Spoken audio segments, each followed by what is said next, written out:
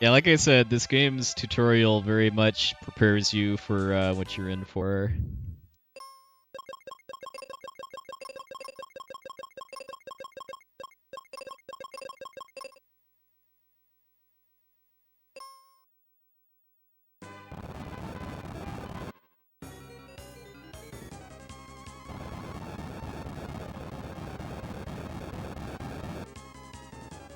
Nope, you don't have healing items or spells or really the capability to do anything other than attack. So if you miss enough times or the behemoth crits you, then you're dead.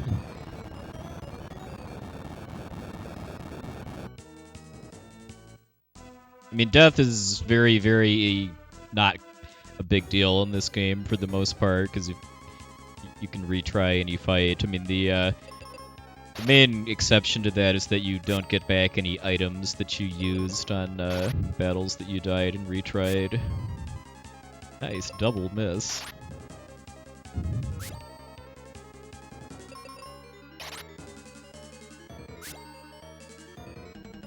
And a crit! Okay. Well, we beat him. That's my response to Benjamin.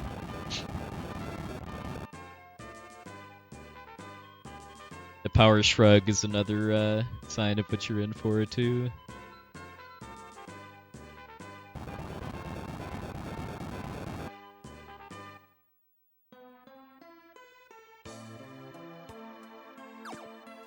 I just remember pulling up a YouTube video of the Mystic Quest boss theme once and just enjoying the fact that the top-rated comment on the video said, the one person that disliked this video probably couldn't get past the behemoth. I know exactly where that's coming from. Why did I reset? Because I died. You can and will die to the tutorial behemoth in this game.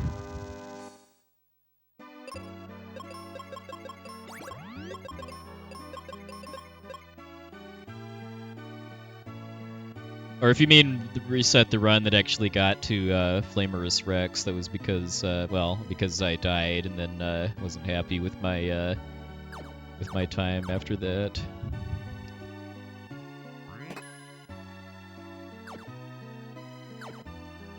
Oh yeah, the Dorder exclusive track in Tactics is really, really good. It's a shame it's only used once.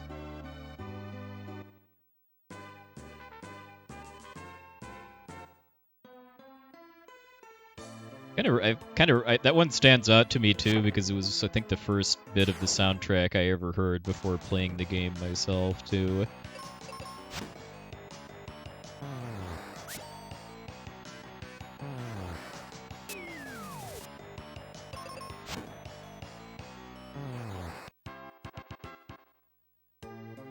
Nice comment, Wee Ruff. Alright, that first fight was really good. Getting crits from Benjamin or saved a solid amount of time on these two fights. Hey, Chaos.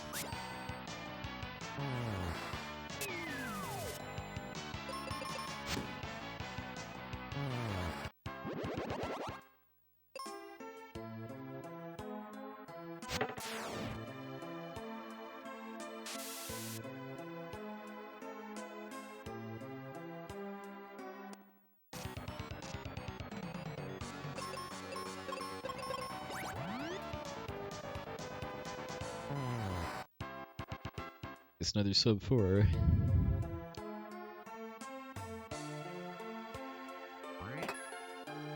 Yeah, why couldn't she have just cut the normal looking tree blocking the exit instead of the really suspicious looking demonically possessed tree?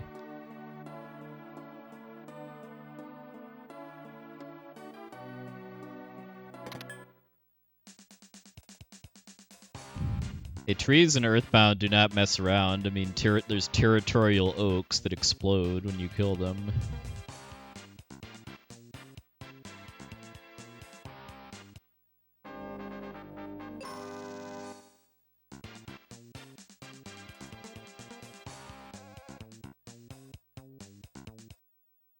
Yeah, me too. Hopefully 2022 will finally be the year we can do in-person marathons again.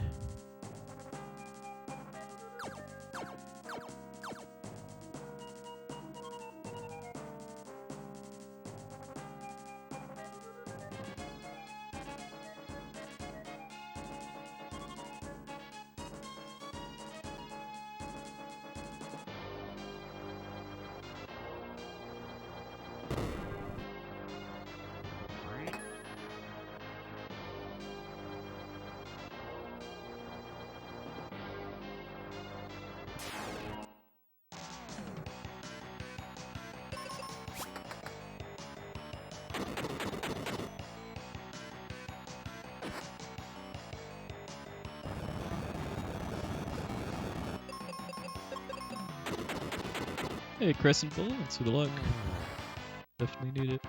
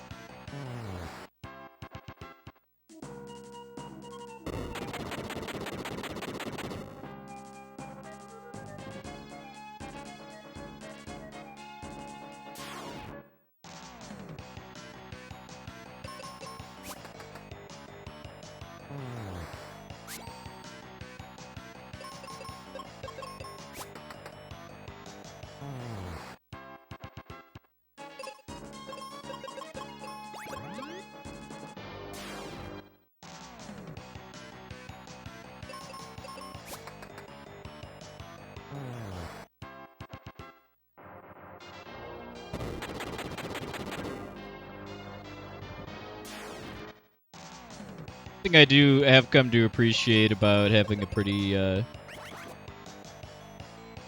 traditional 9 to 5 schedule is that weekends are really nice, and I look forward to them and give the week quite a nice ebb and flow to them, even though I don't go out much.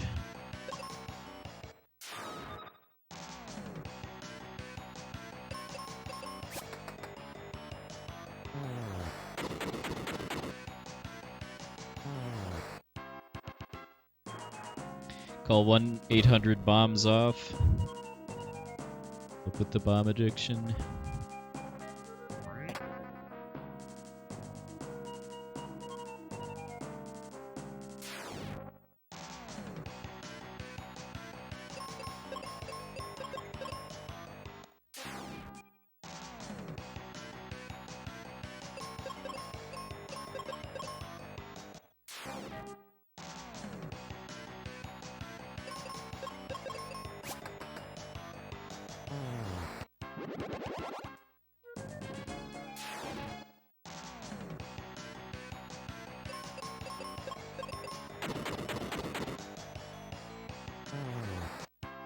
Yep, that would be Pazuzu floors, which is the last major dungeon before the final dungeon,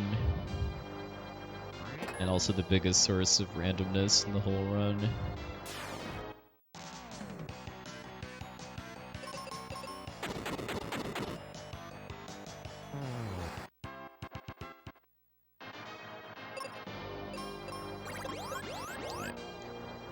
The heavier cure strat since I got 2 seeds before Rex.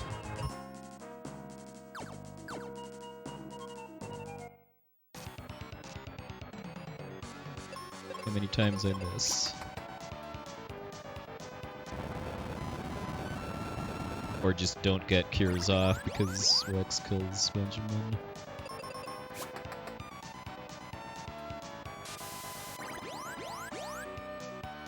There's one.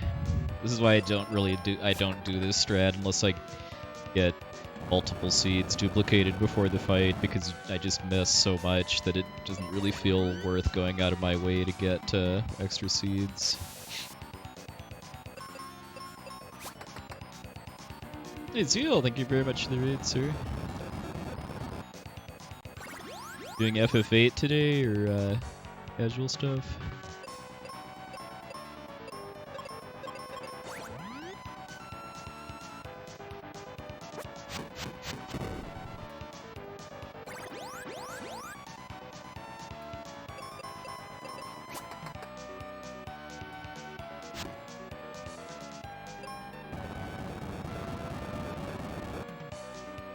Ah, cool, hope it was enjoyable. Suikoden's a series I have not tried myself yet.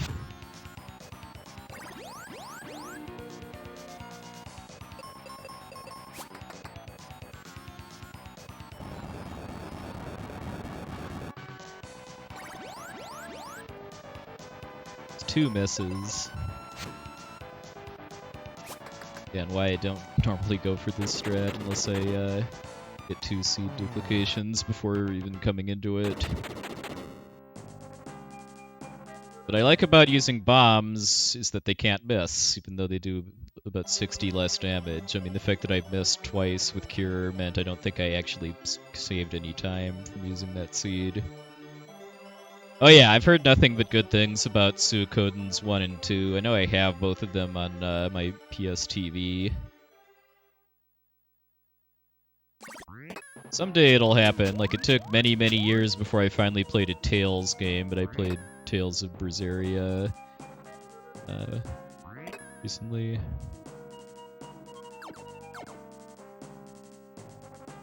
Yeah, I've heard after Suikoden 2 it gets a little more contentious, but the first 2 games I've heard almost nothing but good things about.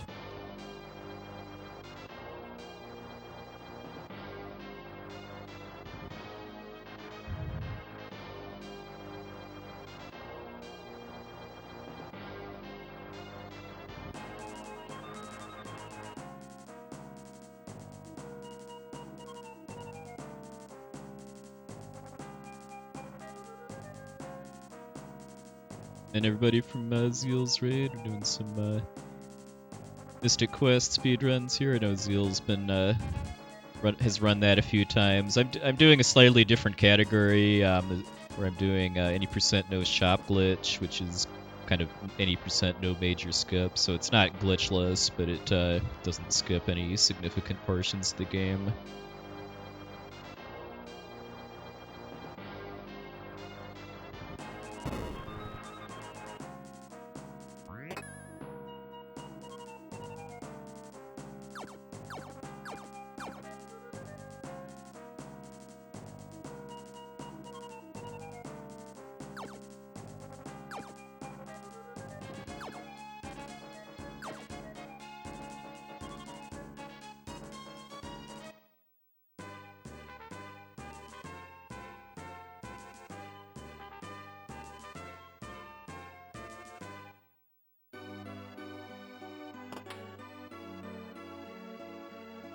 Good jumping.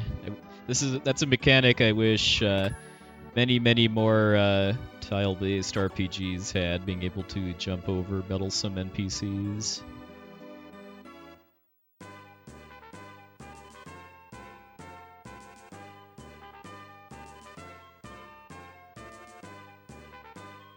Hey, yes, Grant.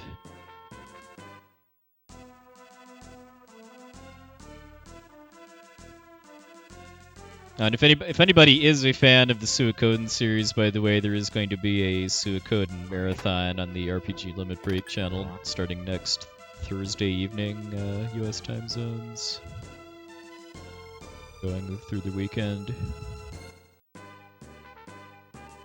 want to say it's pretty much every Suikoden game in some form is going to be featured in the event.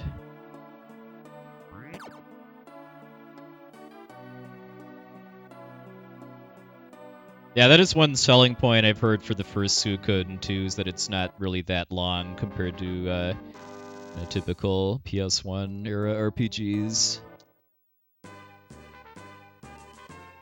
Hey, Angelus.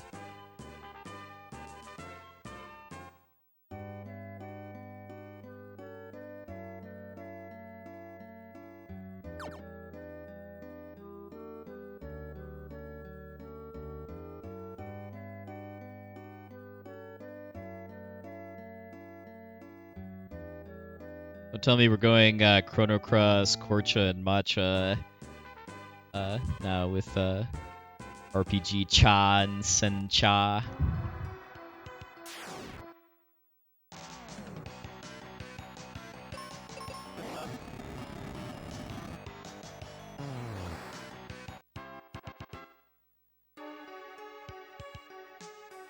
Say no more.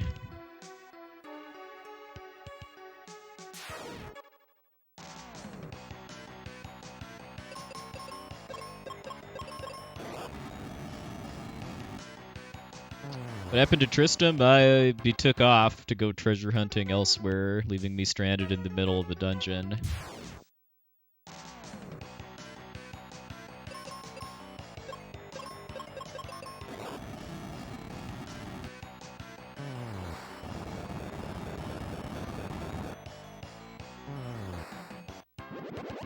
Yeah, what RPG Check said too. Tristram is probably the worst ally in the game.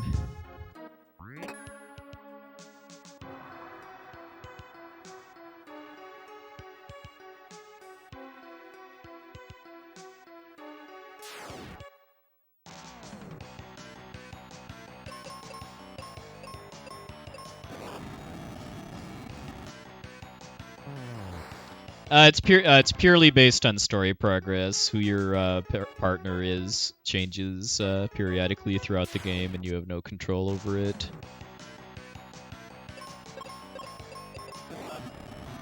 That's something I do I do like about the speedrun too, is that the changes to your quote-unquote party kind of change the change the flow and pacing of the combat pretty substantially as you progress too. Like for the bone dungeon, the first major dungeon, it's kind of mostly about throwing bombs and then hoping Tristram doesn't miss. And then for the next next 3 dungeons, I should say, it's all about using Phoebe's magic with kind of the right setup for each encounter formation. But you do have to do some kind of somewhat careful management of it too, since you don't have unlimited magic at this point.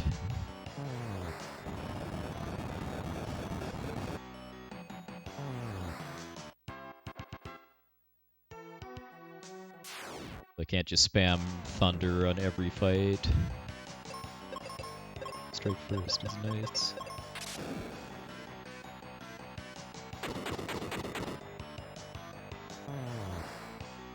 These centaur enemies are pretty trolly in that they can confuse you. Hey Norimaki, thanks for the look.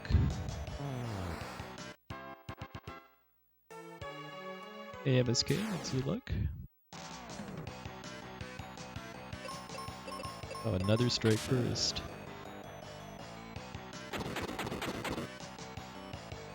I will always gladly accept that in centaurs.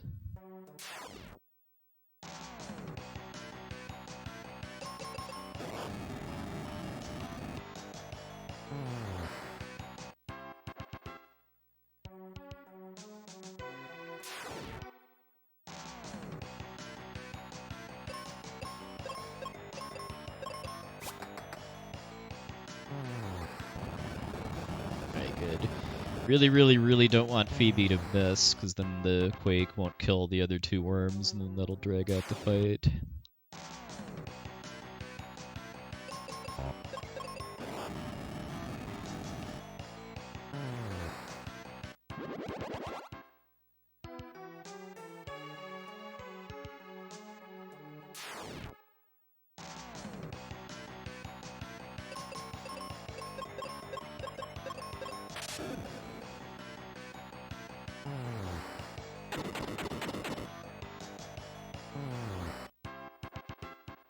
Hey, Silverberry, thank you.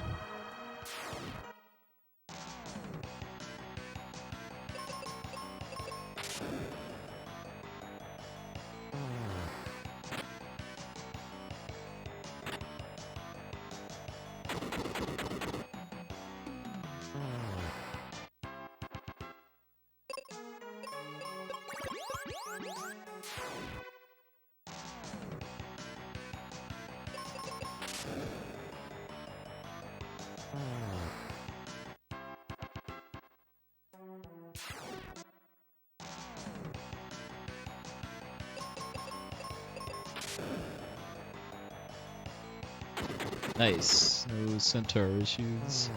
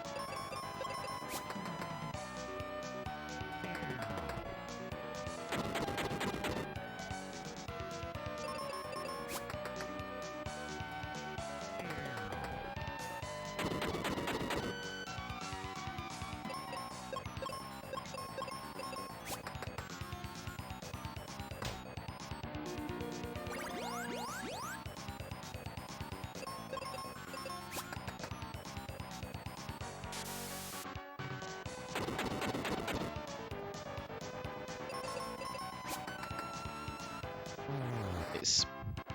Solid cave.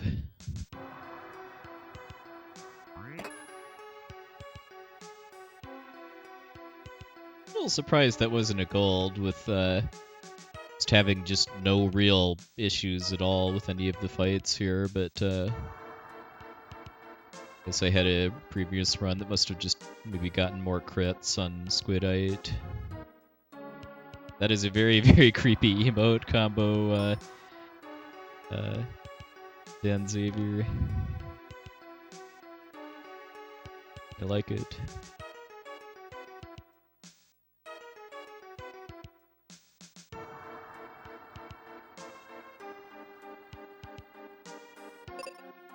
It's blind status right now before the AI does for me.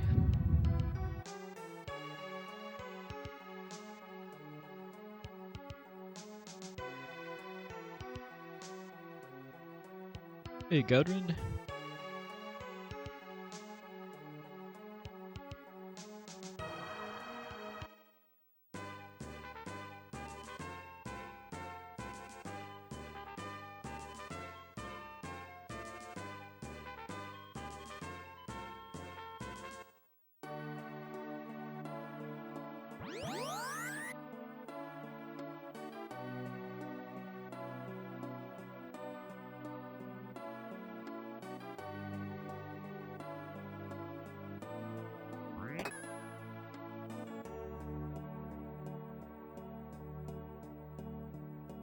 Real life, like octopi and squids are pretty cool. Like I've seen them in aquariums, and they're pretty cool to see, like up close and personal sense.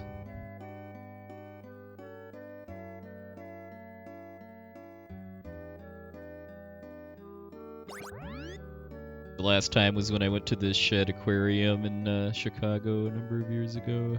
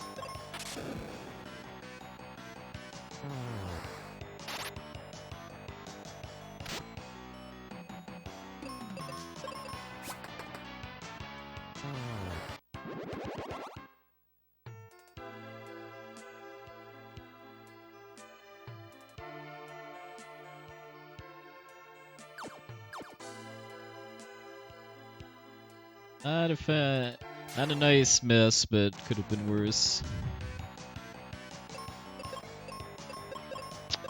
Evening DW, did you finally finish this game? I saw you were in the final dungeon last time I saw you streaming it.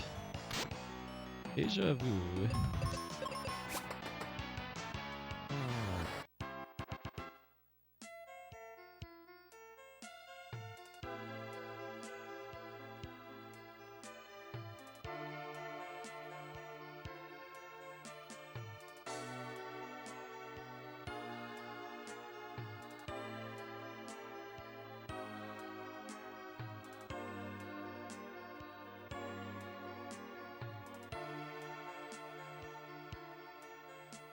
That is not correct because I've never speedrun Ninja Gaiden.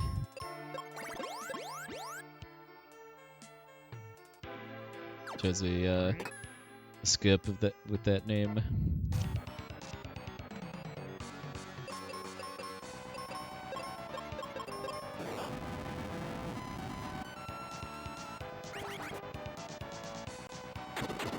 Okay, I'll take that.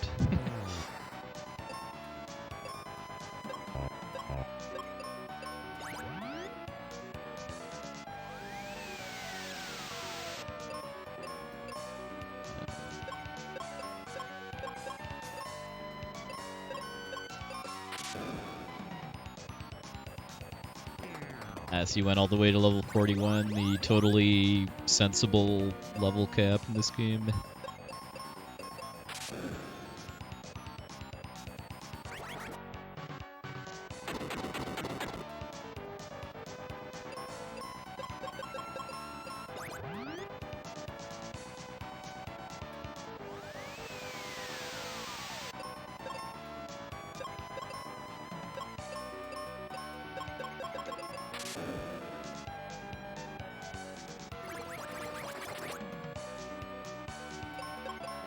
Remind me again what deja vu actually means in French. Does it just mean see again?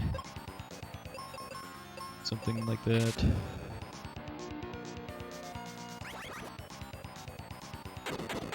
Already seen, okay.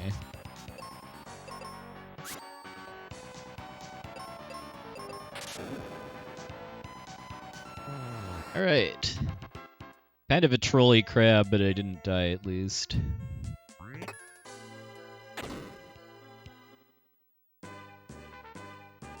Because a theme you'll notice is pretty much the worst thing that bosses in this game can do to me is give me status effects.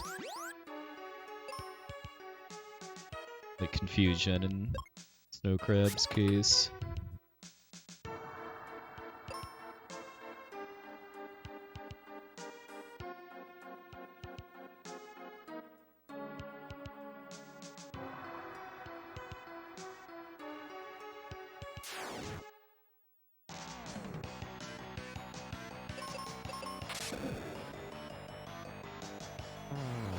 Why does stabbing a statue unlock doors? Because introductory JRPG puzzles.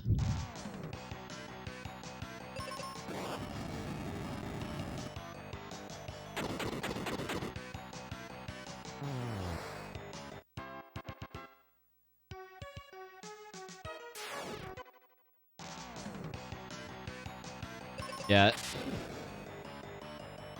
My only guess is that level 41 is just the level you reach. Well, I guess I should say I have two guesses. One is that level 41 is just the level you reach based on the scaling math at whatever the max variable size for experience is.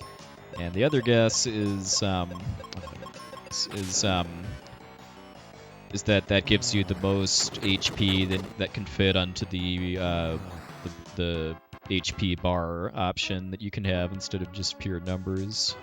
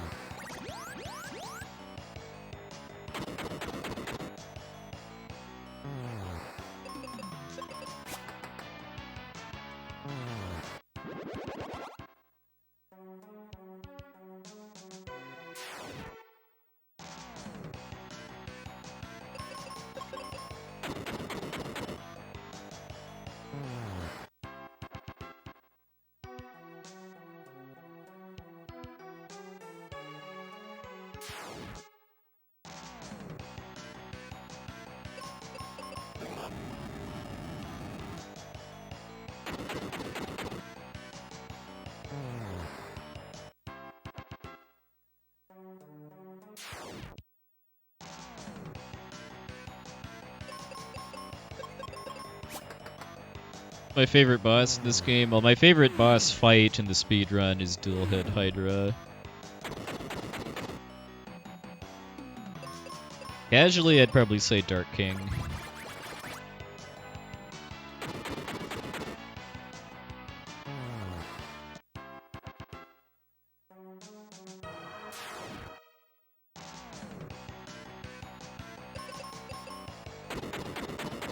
Hey, Realm. Welcome. Yeah, it's a shame we don't really get to hear a lot of the Dark King theme in the speedrun.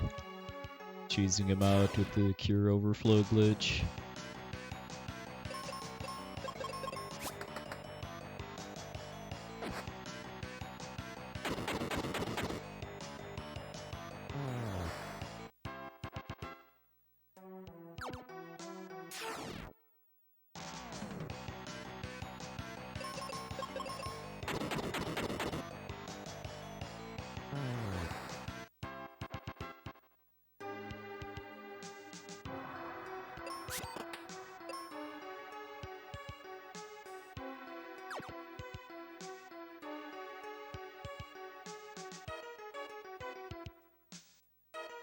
Yeah, I mean, since I've been streaming speedruns of this game, the subject of this game getting like a remake or remaster has come up pretty frequently, and my opinion is that the only real kind of remake of this game I'd care to see would be a pixel remaster like what Final Fantasy 1 through 6 are getting right now. I think changing anything really kind of substantial about this game would make it lose its charm. Like the sprite work in particular.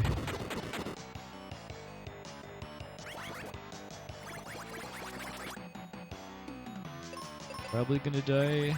Yeah.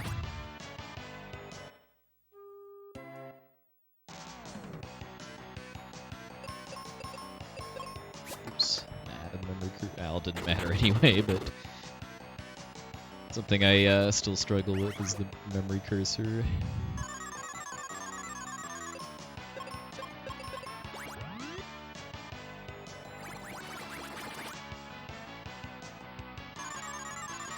My only guess is just the whole like this game being made to try to get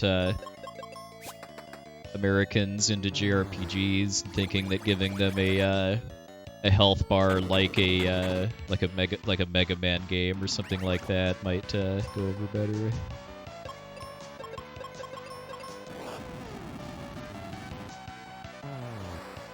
Jeez, this fight, man.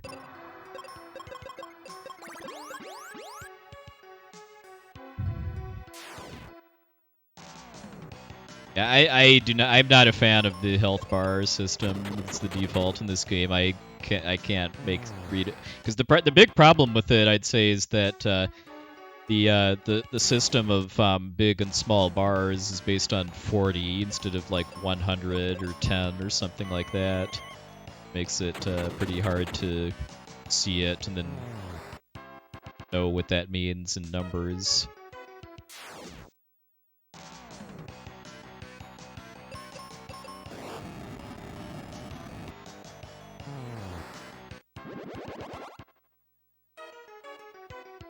Sub 40 Ice Golem might have just died with that really slow fight on this floor, but we'll see.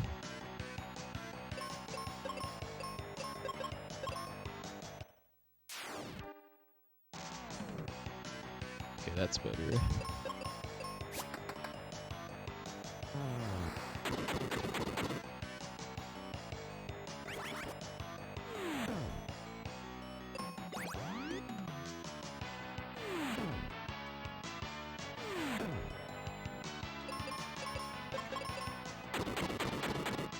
Birds have been out for blood with their Petrify attack actually working. In previous runs, it's always kind of felt like that attack's odds of inflicting Petrify is low.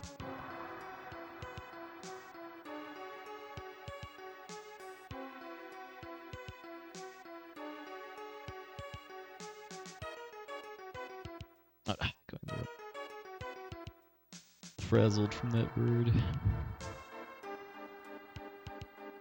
I get this floor mixed up pretty easily with the previous one, where the start of it looks almost identical, but you go right instead of left at the start.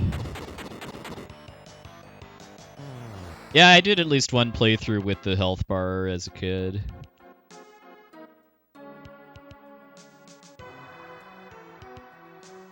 There's the guy that has the second place time at the any percent category at this does all of his runs with the health bar too.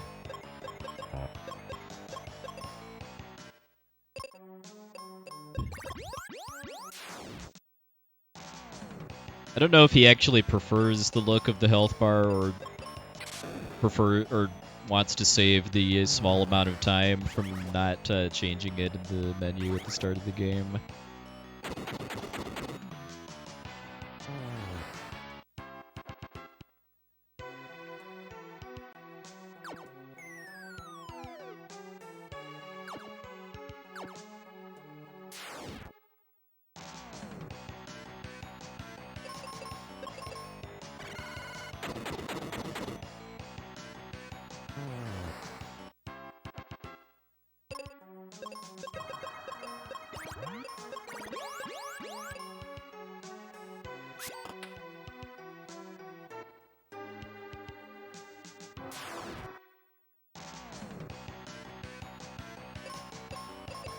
Yeah, the shop glitch is pretty wild.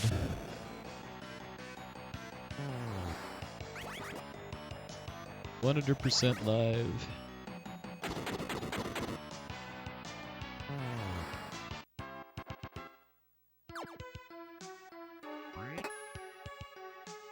Kind of surprised at how frequently that question seems to be coming up too. Like, are there actually people that stream pre-recorded speedrun attempts with live style commentary? I mean, I know there's people that stream like replays of personal bests, but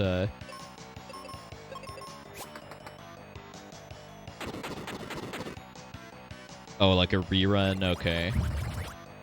Yeah, I've never actually streamed a rerun, but would be stoned wrists are just too much tonight.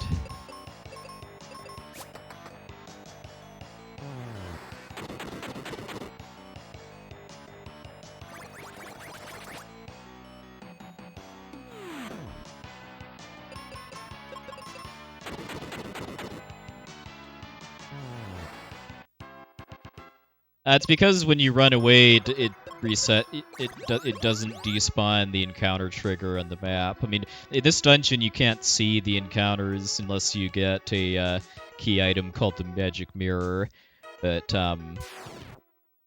there's no randomness at all with the with where the encounters are.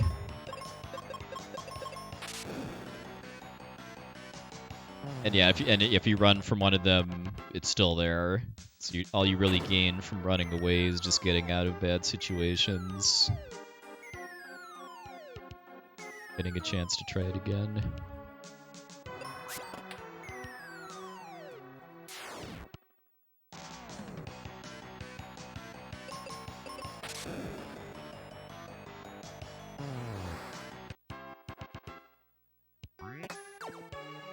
I was about to see we're about to hit 40 minutes before getting anywhere near Ice Golem.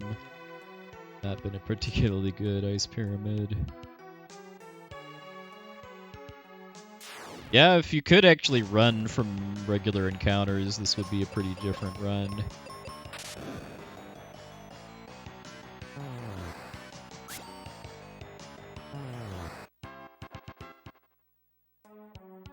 For starters, I think it would the boss fights would pretty much all just be solo efforts on the part of your partner character.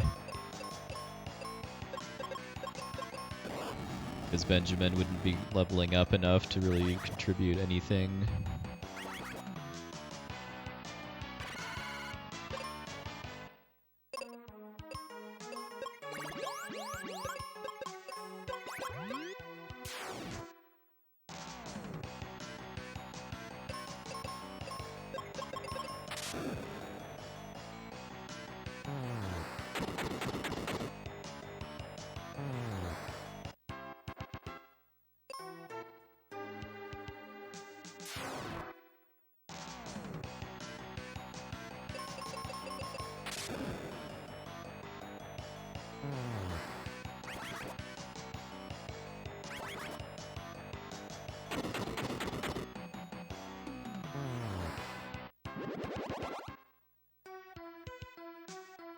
Yeah, I mean, if there's any confusion, I mean, no, there's no randomness at all in this game as far as where normal battles are. Like I said a bit ago, in this particular dungeon, you cannot see them unless you get a key item that I skip in speedrun, but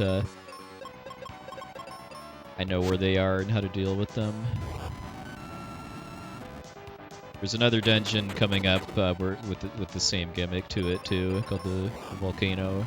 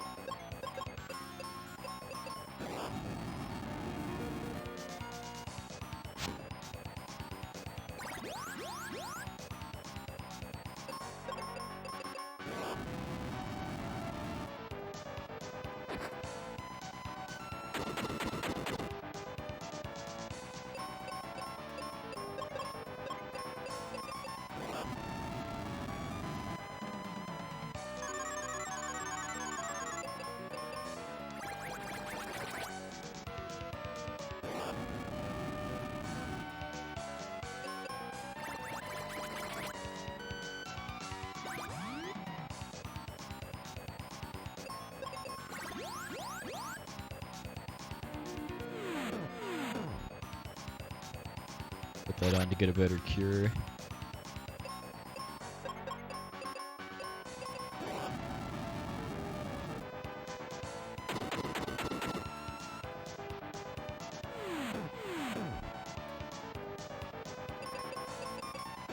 Yeah, agreed, Ralphian. I've always, long before I learned to run this game myself, I was always a fan of watching runs of it.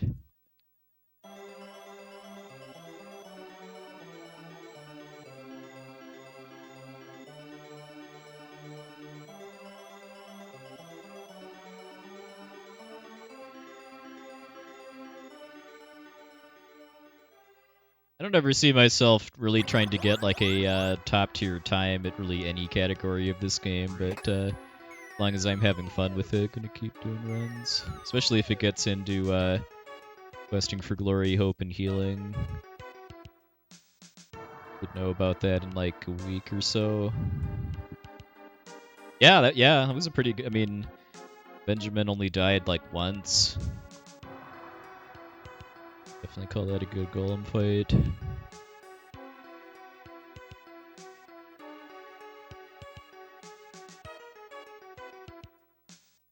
A little bit of the time loss was my own doing from picking that wrong turn on next to last floor, but other than that, it was mainly just stone roosts being extremely difficult and annoying. You don't have to touch the crystal for it to count. You do have to open the chest that has the river coin in it, though. If you forget to do that, then you will be very sad when you try to go to the next area. Left chest, yep. Shame I have 9 bombs, because I'm gonna have to waste 9 bombs to set up the gin skip. But I think it's still faster to do that than to try to do one of the squids without bombs.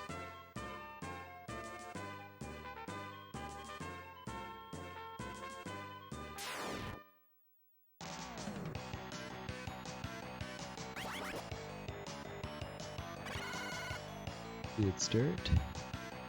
My run last week only had 1 Sphinx, the whole series, too. Pretty darn good luck.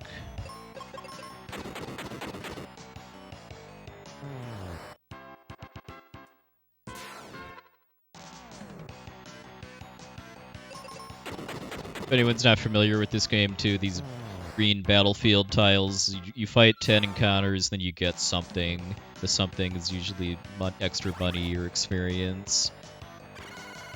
But in this case, it's the exit spell. Yep. Oh, yeah. Oh, man. Yeah, having a 0 Sphinx exit split sounds like pure sadness to run against.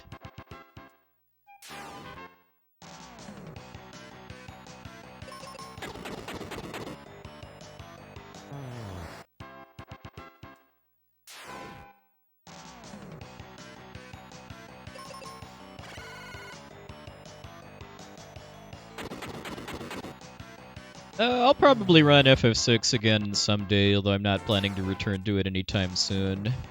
The next game that I've got a solid time at that I want to run again is Final Fantasy IV.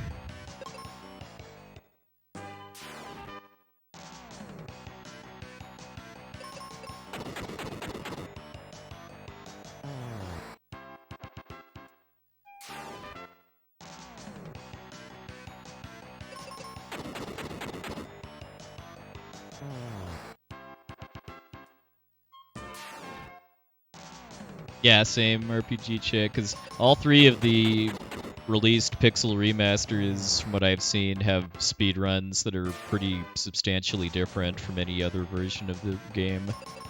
I like seeing that. How they have kind of an identity of their own instead of just being like the PSP versions or something on PC.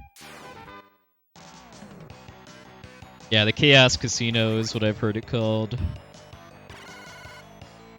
Really interesting that they just decided to finally change how the enemy AI works as far as magic, the FF1 pixel remaster.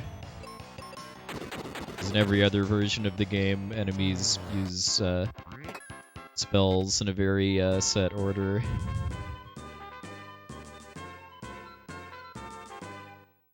Thanks, I'm Nightshade. Oops.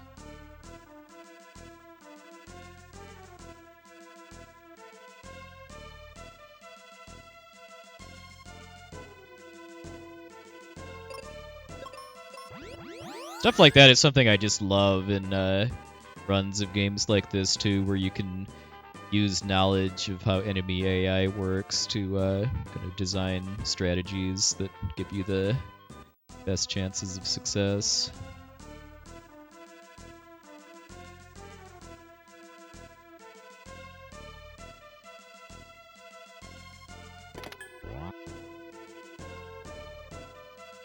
Yeah, that's something I'm really looking forward to about the rest of the Pixel remasters too, is the soundtracks, because they did a very, very good job with 1 through 3.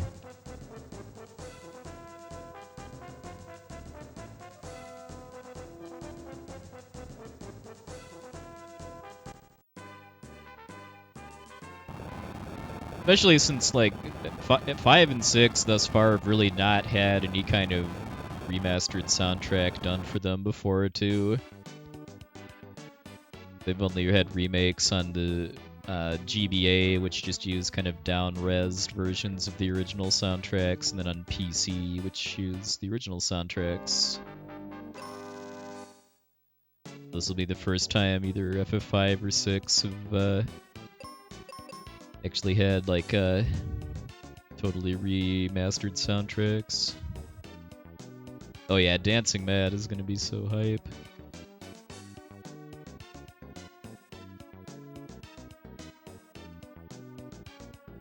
If this were a straight any % run, this right here is where I would do the shop glitch in order to set up skipping the next 3 dungeons.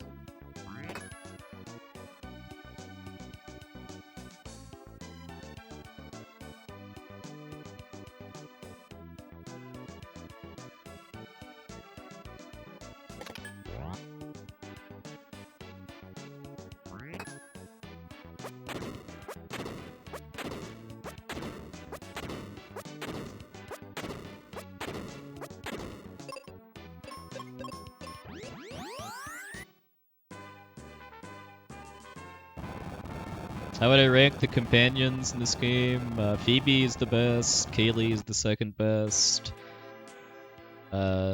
Ruben is okay, and Tristan is terrible.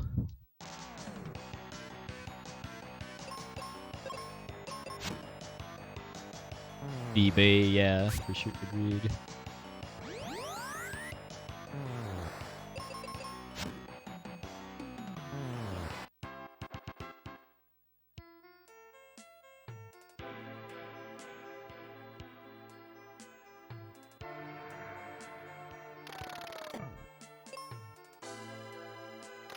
Glitch I set up by using all my mega grenades on blowing up that guy's house. You have 0 mega grenades and then use one. The game will just repeat whatever the last field animation was. Which in this case was riding down an elevator.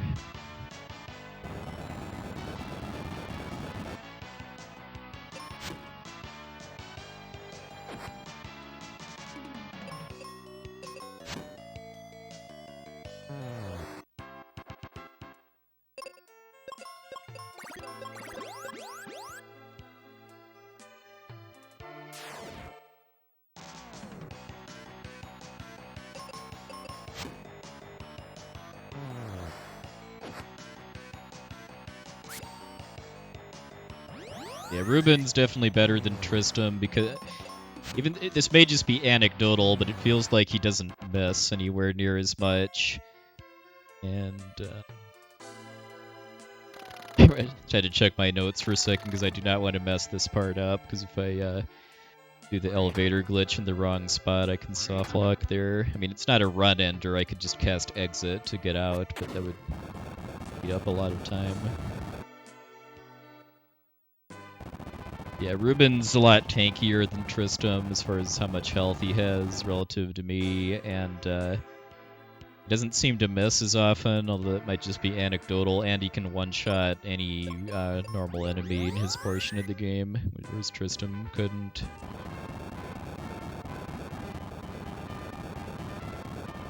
So hype volcano music incoming.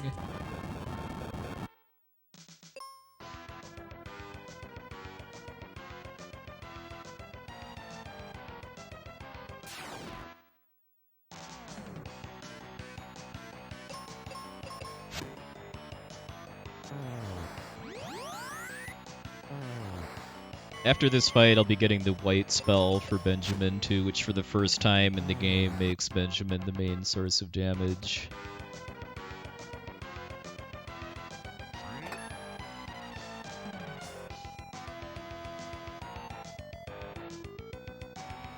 I was supposed to exit. No.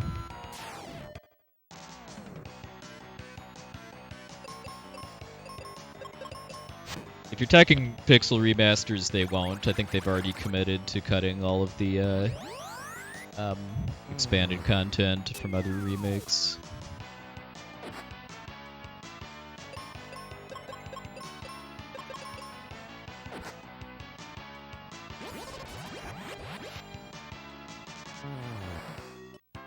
I mean, I get why they did that, because they kind of wanted to just start fresh and make these games remakes purely of the original content. I get why they did it, but because they chose to do that, that makes me, at least me personally, less interested in playing them. Because no extra content means they're not really kind of giving me a lot over other playthroughs of the previous versions of the game, if that makes sense.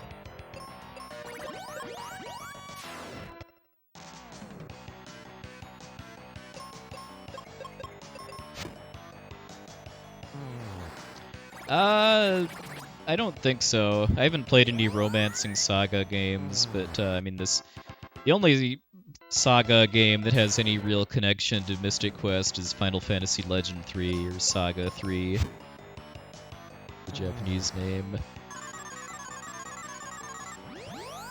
I mean, the connection is just that it was made by a lot of the same developers, so the battle system looks pretty similar. The soundtrack is by the same composer.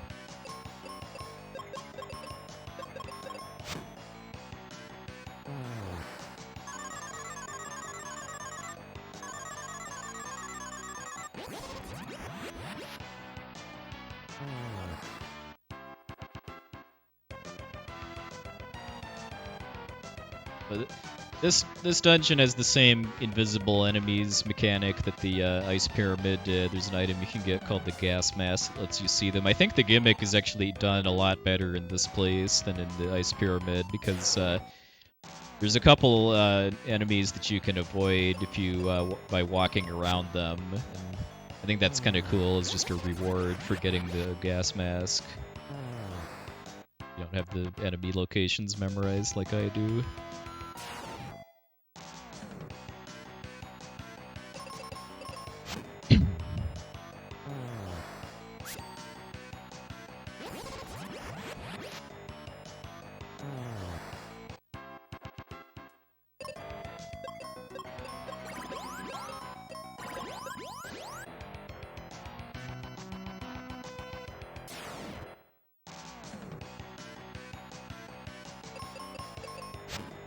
Yeah, I still have yet to actually play any of the post-game content in FF6 remakes.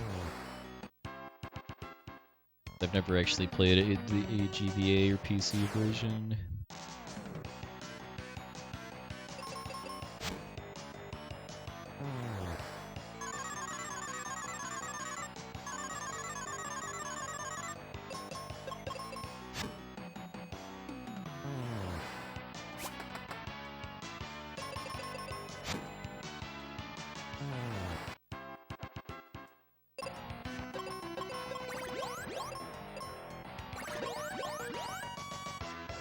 Alright. Slightly modified strategy for this fight.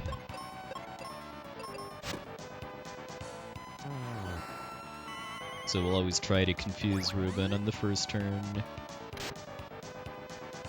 Preemptively queue up a heal to deal with that.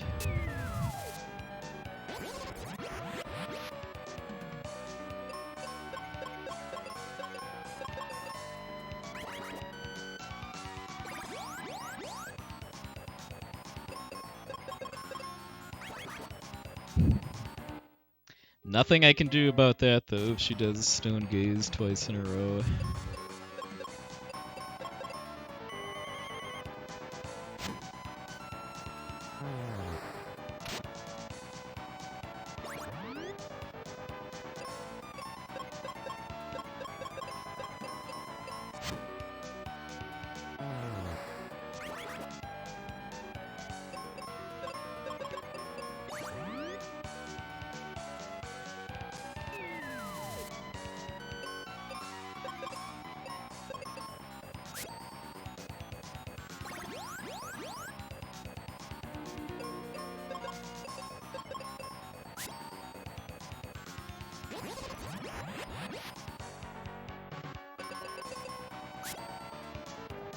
Keep doing this, please.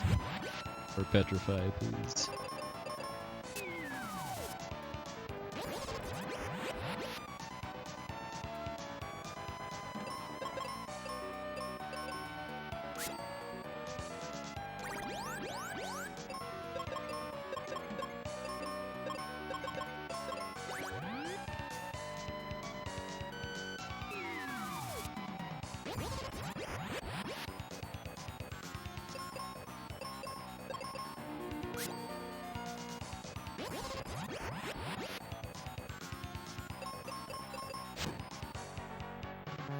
Alright.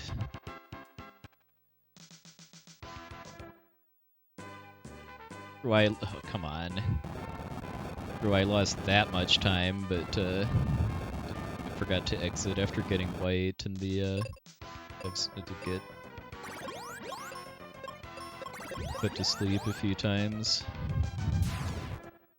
Apparently I must just be up against a really good Medusa split in my QB.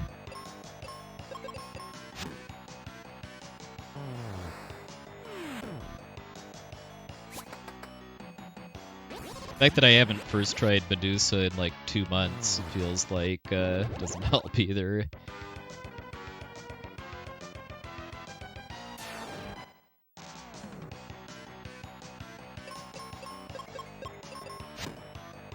Yeah, remember how I said the main dangerous thing that bosses in this game can do is status conditions? Well, Medusa has, well, 3 bad ones.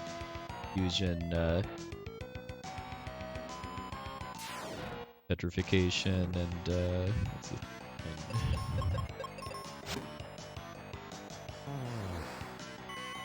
Paralysis, yeah.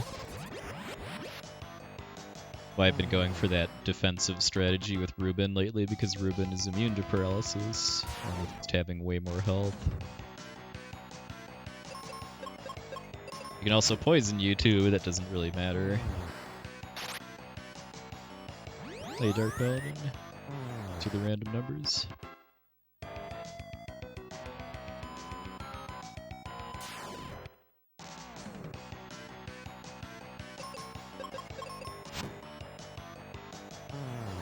This might not be a kill, actually. Thought Ruben was gonna go for the flight.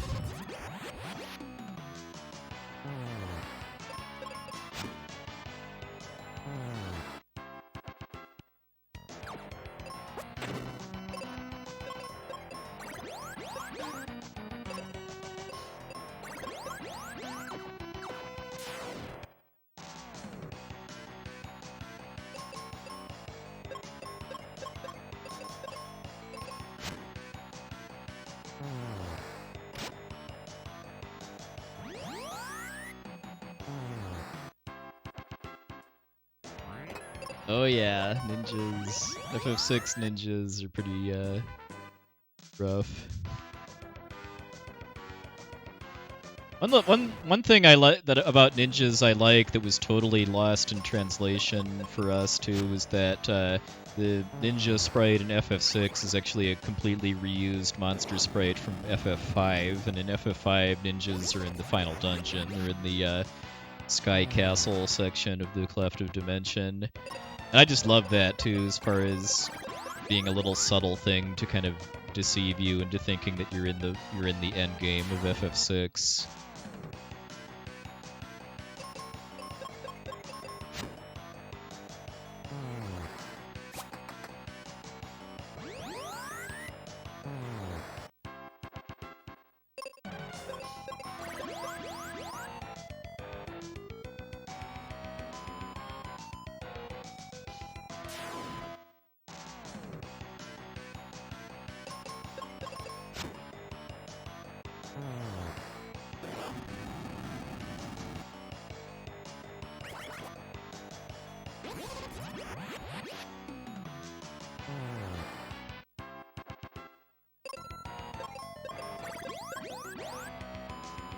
Yeah, I mean, Floating Continent is a pretty good grinding spot for that portion of the game, both for experience and magic AP.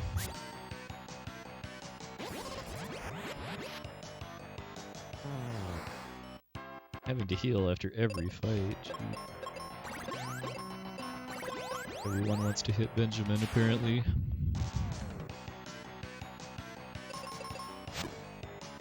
Hey, well, zooming Siri.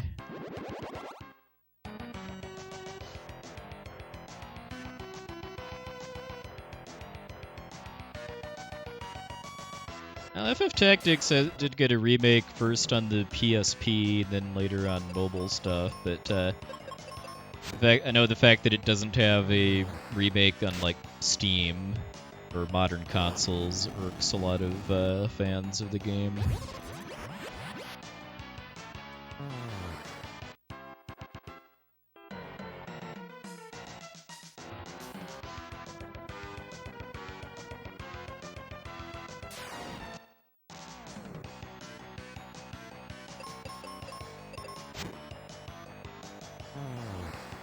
Yeah, I know War of the Lions has some pretty rough lag issues.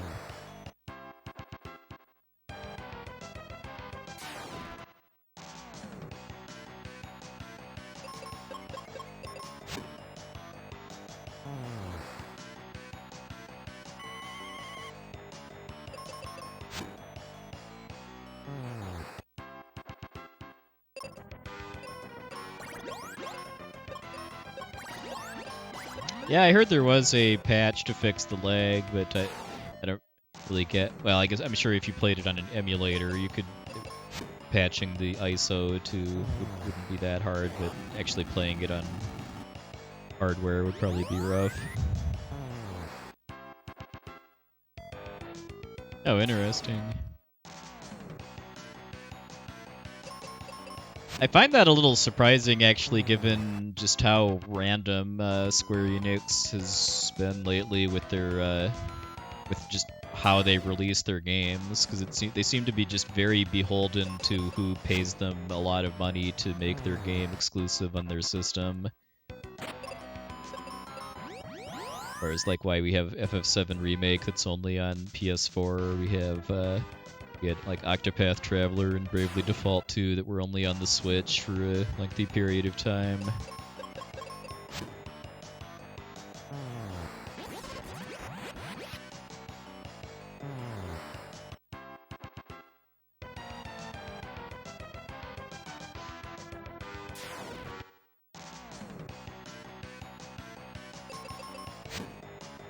Well, Bravely Default 2 came out on PC last week. I'm very much looking forward to playing that at some point soon. Bravely Default 1 and Bravely 2nd I really don't see ever coming out. We're getting re-releases, though.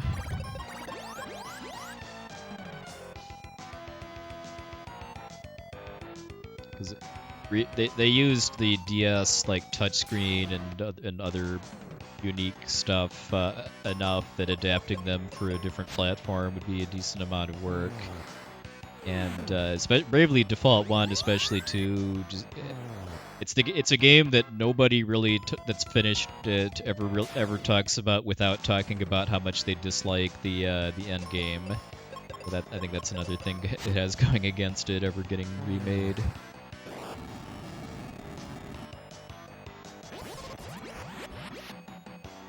Yeah.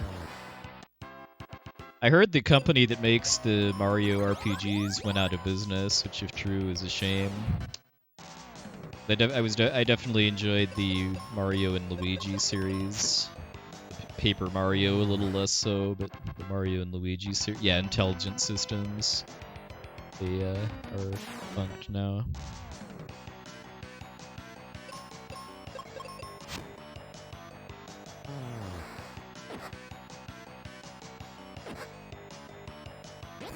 Yeah, I played I haven't played Dream Team, but I think I've played all of the other Mario and Luigi RPGs and enjoyed them. Cozy Yoko Shimomura soundtracks certainly help too, along with just I think the game is kind of striking the right balance of being a Mario game, but also an RPG.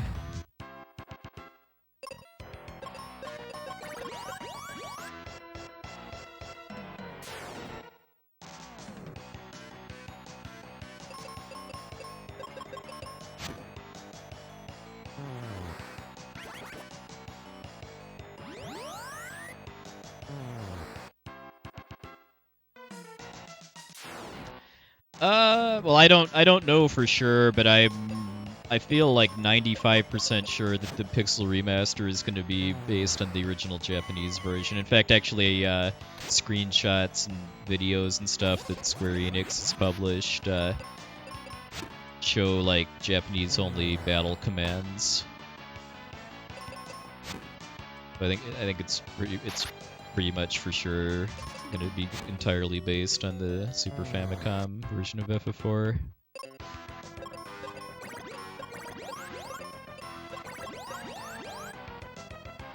Personally, I think that the SNES version is harder than the Japanese version. I should say, if you know what you're doing on the Japanese version, because the only two things that are really harder about the Super Famicom version are that bosses have more HP and status conditions are a little harder to deal with because there isn't just a really cheap item to cure all of them. But there's just so many more options that you have what to do with your battle party that I think that if you know what you're doing with those options, then I think there as a whole.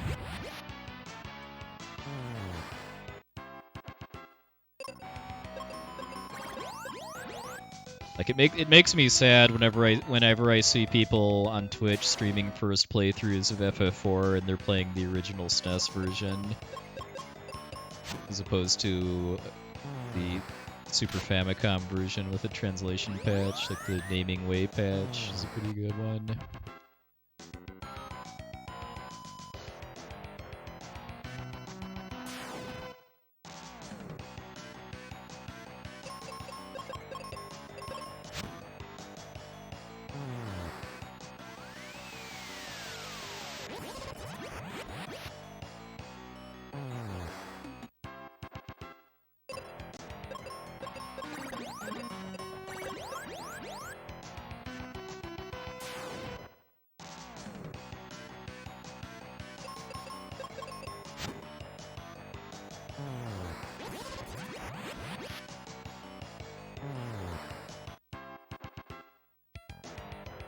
Oh, thanks, Dina Daniel. Appreciate it.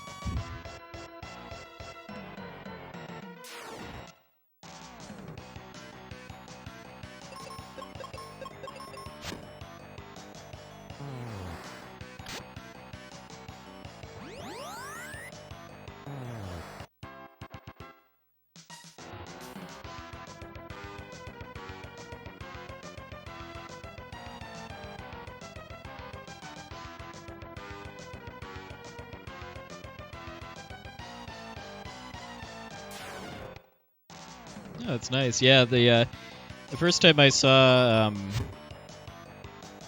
speedruns of older games on on Ustream at the time, what motivated me to dig out my old consoles.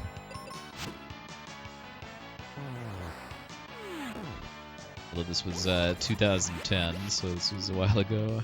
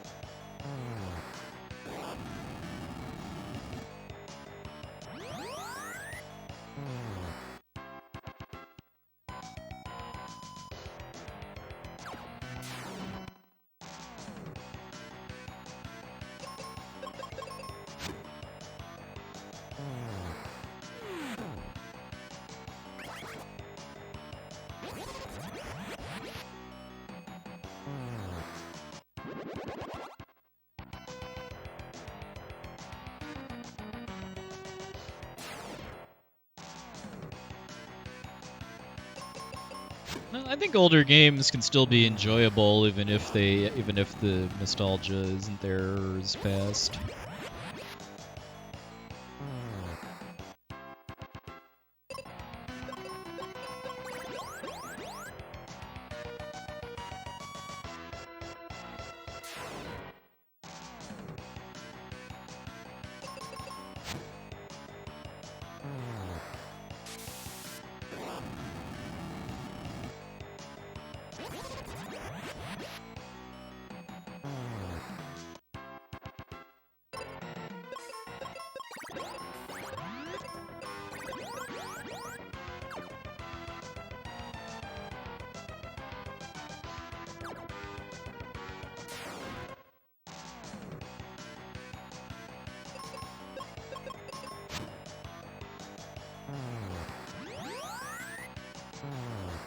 Yeah, I think that's a really good. That's a really huge part of why randomizers have gotten so popular for a lot of older games too. Is that it gives people a way to play favorite games in a kind of continually new and challenging way.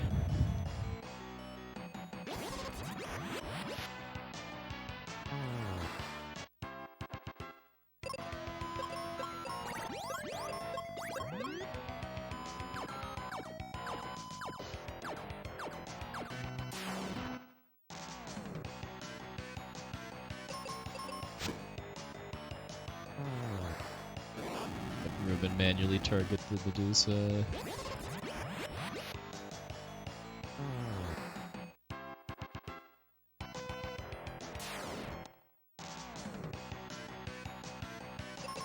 Yeah, like, I mean, I've heard people that never played Chrono Trigger as a kid play it as an adult, and I've never heard anybody say that they hated it. I've heard people say that that it didn't really do much for them, but I've like never ever heard anybody say that they just absolutely hated the game.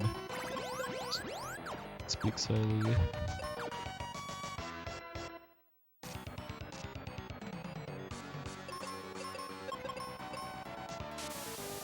Alright, this is my favorite boss fight in the run for this category. Some fun depth to it, has a really unique strategy you don't really see anywhere else, and there's very little that can go wrong if you play well.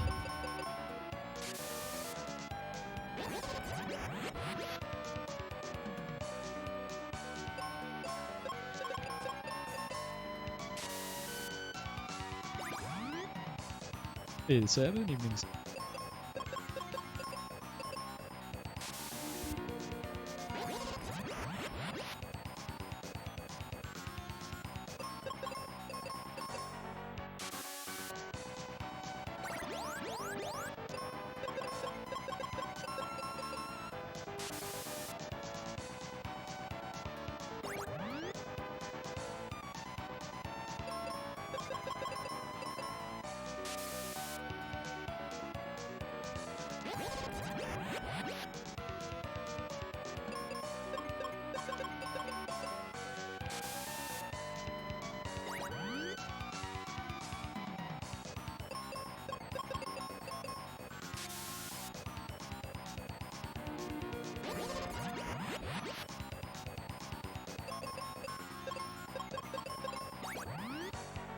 So now I don't have to defend every turn.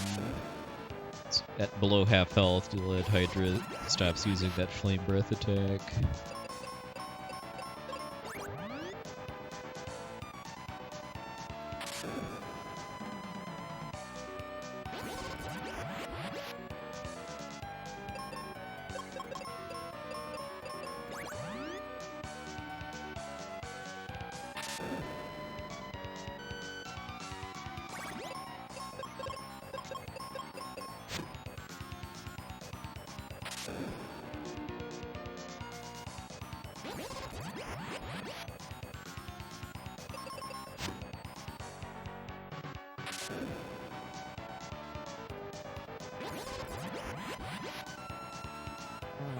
Nice, that was a really, really good fight.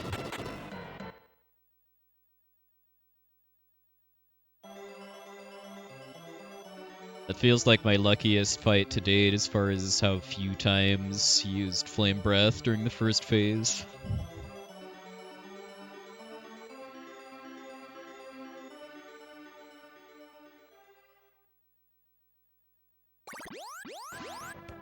Sadly, I didn't really gain time because of having to heal a lot during the fights in the volcano, but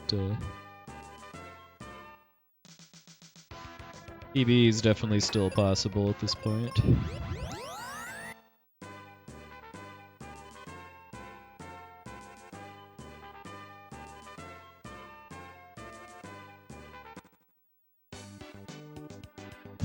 Yeah, by making it erupt, luckily in the opposite direction from the town.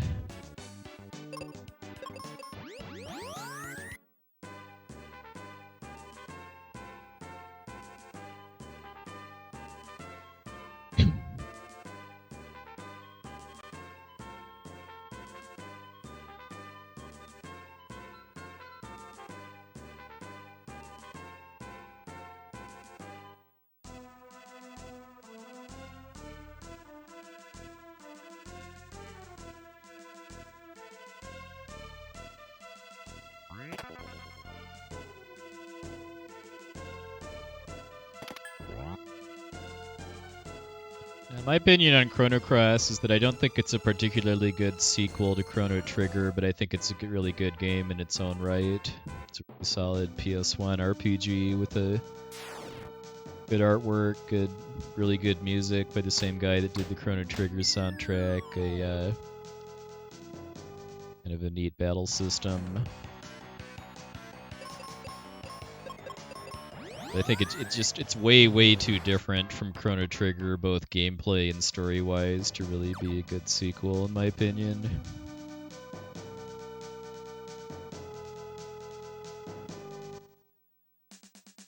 No, not that music again.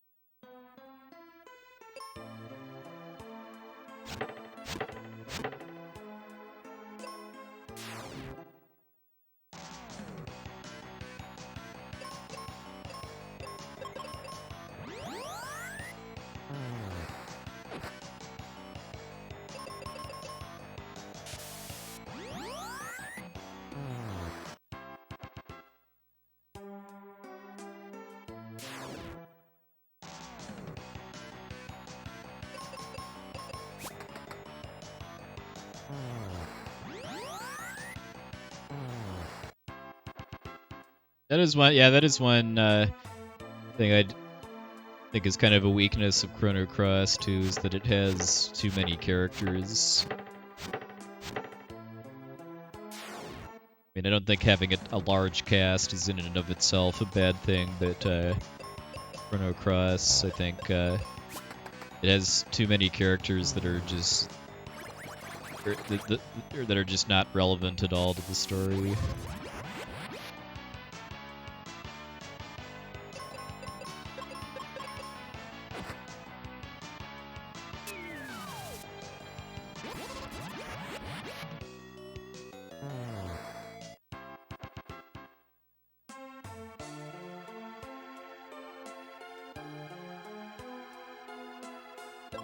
Well, I mean, Suikoden, I know, has like 108 characters or so, and I really don't ever hear people say that the large cast is a bad thing about the game. I haven't played any of them yet, so I can't really speak personally, but just going off of what I've heard other people say about the game, I know I feel like it does well with a large cast.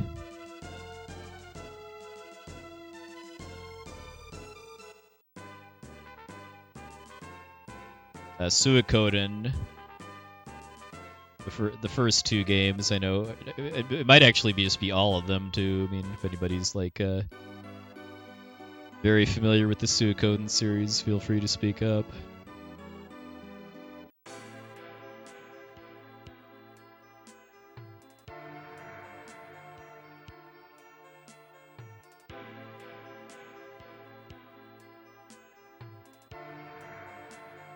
Oh, not all 108 are playable?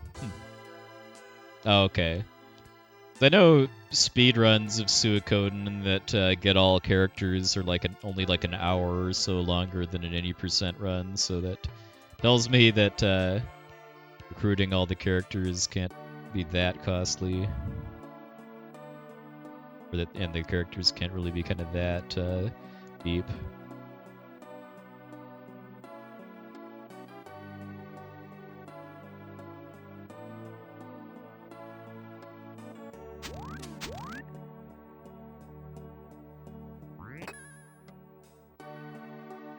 So if this gets into Questing for Glory, I think right here is where I'll do the Infinite Shrug glitch showcase, assuming that gets met. I think this would probably be the best opportunity to do it.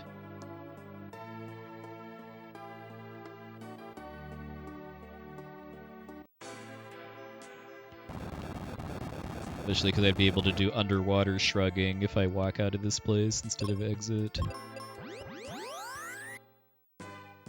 Yep, Infinite Magus, hello. Pretty easy to set up too. All you need to do is just be on a screen where the last animation you did was a shrug, like that one, and then throw all of your mega grenades, and then every time you press the A button until you leave the screen, then you shrug.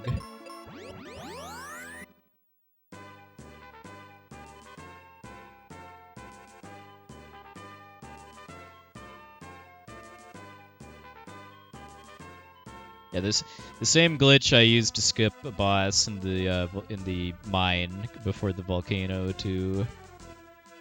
That's the only practical use of it in a speedrun, but you can do silly stuff with it too, and the most awesome is Infinite Shrug.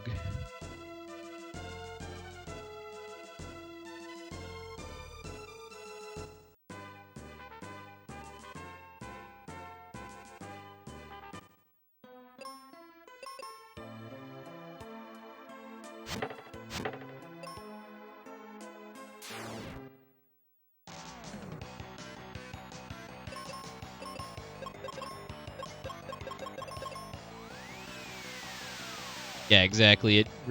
It repeats whatever the last field animation that you did on that screen was.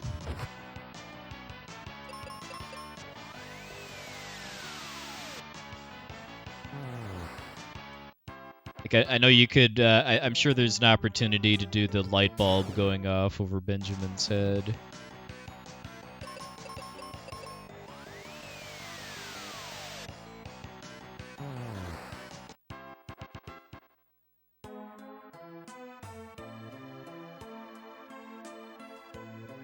Hey, Magic Freak, doing alright? As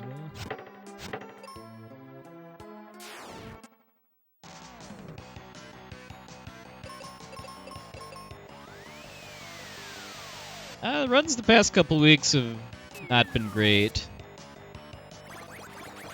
Getting a new PB's become a bit of a struggle, but as long as I'm still having fun with the game, keep doing runs.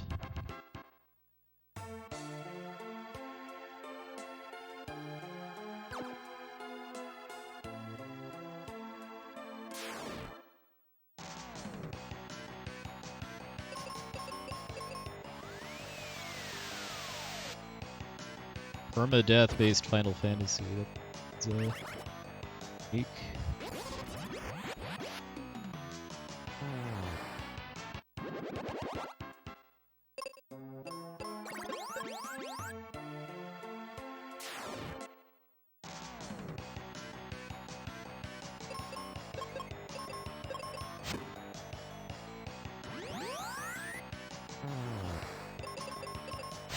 Well, I mean, there's nothing wrong with having a guide or notes up as you go. I mean, that's pretty much how I always learn new speed games. Is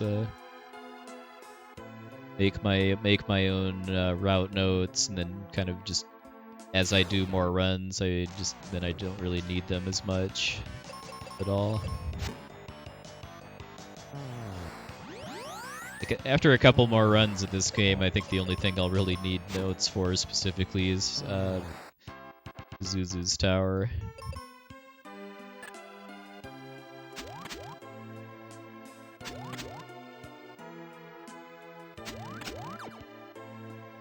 Maybe remembering the setup for the Cure glitch and the Dark King, just because that's different depending on what level Benjamin is going into the fight.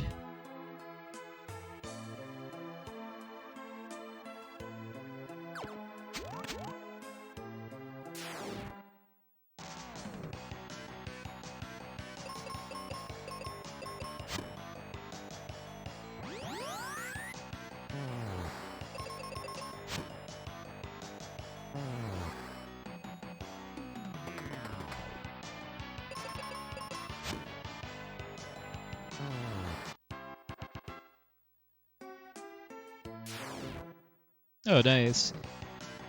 I enjoyed playing this game as a kid, although, like, there were I played a lot of RPGs as a kid, and there were definitely some that I enjoyed more, like Dragon Warrior 4, Final Fantasy 6, and Chrono Trigger, Lufia 2.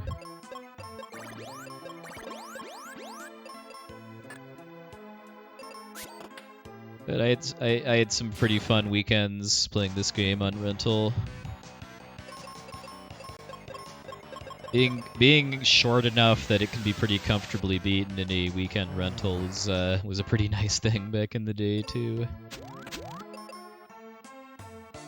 Yeah, agreed. Senator Gorgeous. I didn't actually know until getting back into retro gaming as an adult that the Lufia series is considered obscure, because most of my like high school friends that were into Super Nintendo games had one or both Lufias.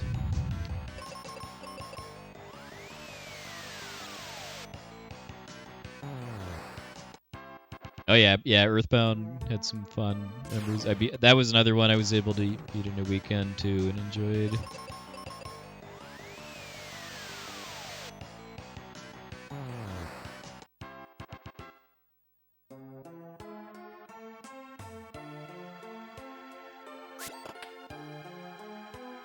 Yeah, before a Blockbuster opened in my hometown, I got most of my video game rentals either from a mom and pop video rental shop that I could walk to from my house, or from a video rental counter at a grocery store. The grocery store one usually had a nicer selection of like NES games too.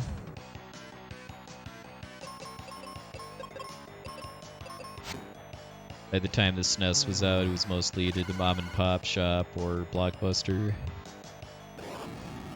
The frustrating thing, though, is that most of these places would only stock one copy of, especially of RPGs. That was part of why I ended up getting my own copy of Chrono Trigger. Actually, was that Blockbuster's one cart was always checked out, and finally just gave up and asked my parents to get it for me for Christmas or my birthday, whichever was next.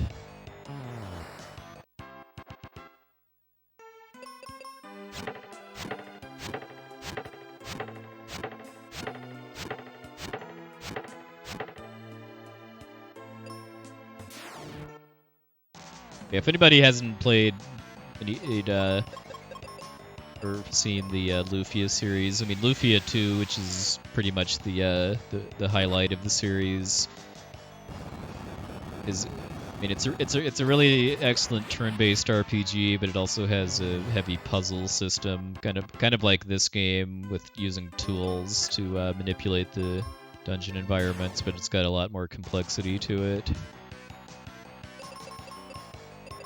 I mean, like, the puzzle in this dungeon is pretty much just use the Dragon Claw. Hey, Cosmic Evening, sir.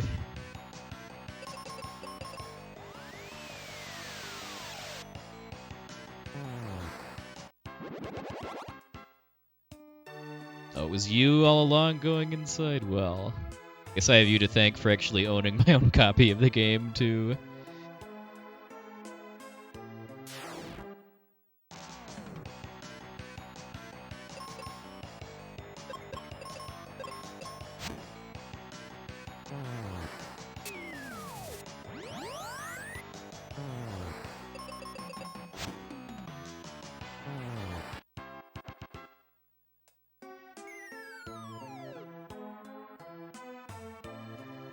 Yeah, the Lunar series is really good, too. I've only played 2 of them. I played Lunar 1 and 2 on PlayStation, which are both remakes of Sega CD games. But I enjoyed them a lot.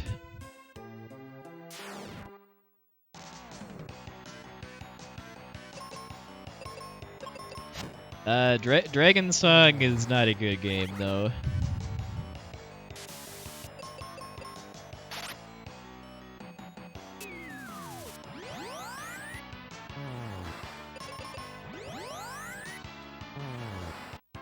Unless your idea of fun is having to blow into the microphone on your DS in order to run away from combat.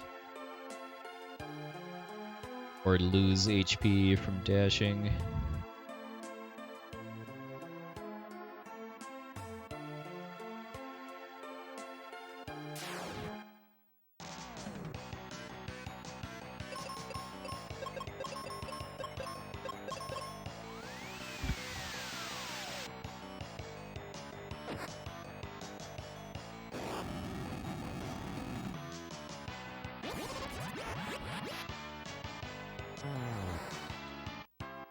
What other RPGs were on the Sega CD? I can't honestly say I know I'm familiar with any besides the Lunars.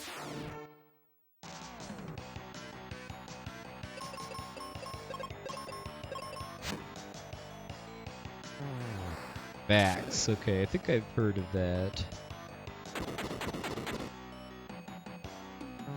Oh, that's right, there was a Shining Force on Sega CD. Only Shining game I've played is Shining Force 2 on Genesis.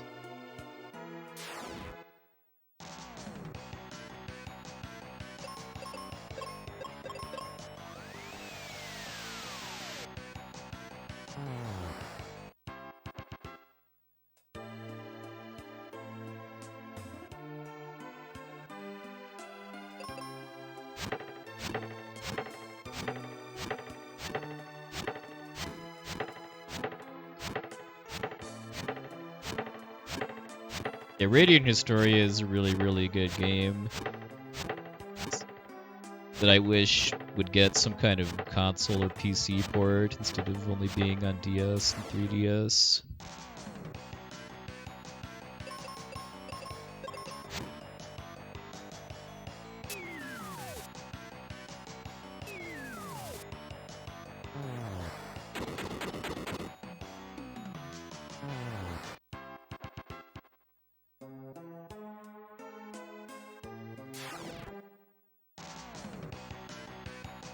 Yeah, I would definitely agree. It's worth finishing. The end game finale and ending, I think, are all well worth the ride. Yeah, you definitely want to go for true ending, though. I don't actually remember what the requirements for the true ending are. I just know that I got them from doing all of the side quests and the content.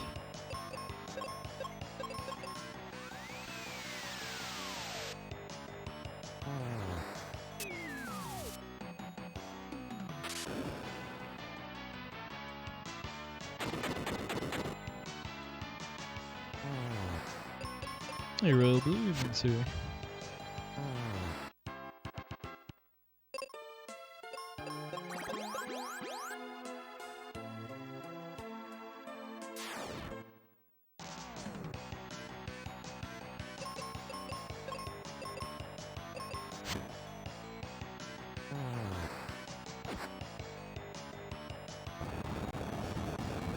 Yeah, I mean, it's a time travel game, but it's got a different, kind of a different kind of style compared to most other time travel themed games.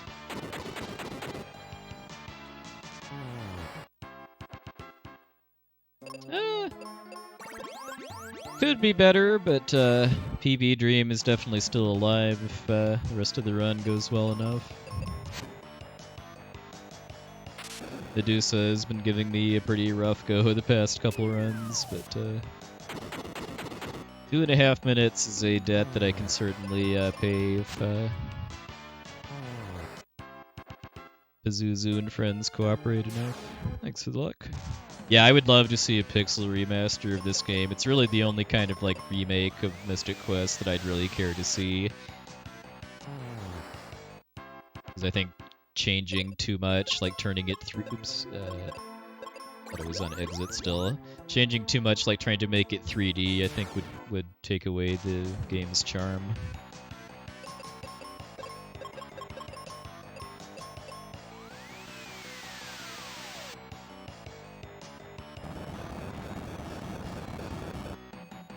Yeah, Mystic Quest with MP. But the number one reason that I want to see Mystic Quest Pixel Remastered though would be a full animated Hinoomerang from Dullahan. Alright, you have yourself a good night, Holgren. Thanks for stopping by. I want to see a full animation of Dullahan throwing his head at you as a boomerang instead of just seeing your party members shake and hearing the sword swing sound effect. Oh yeah, high definition shrug would be well worth the price of investment too.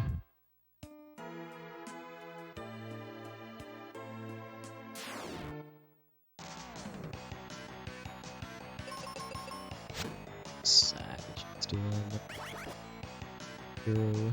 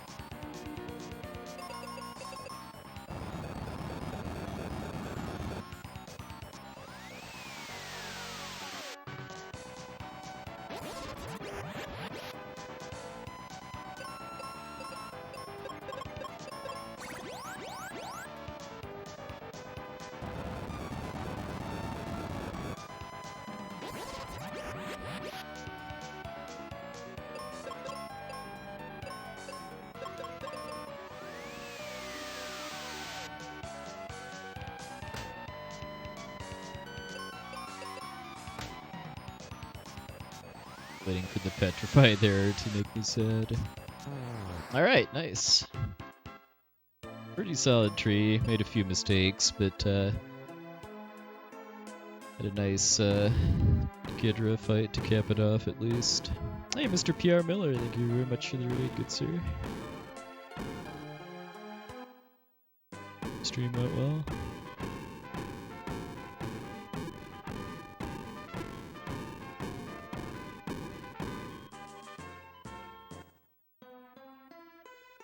Hey, Dark Army, still come in.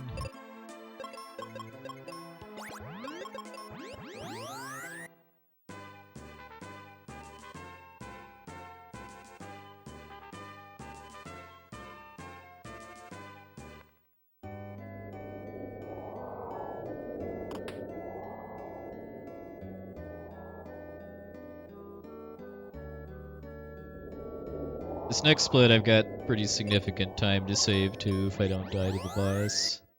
Goon Kid, yes. It's supposed to say go on kid, but I like Goon Kid better because Goon Kids never say die.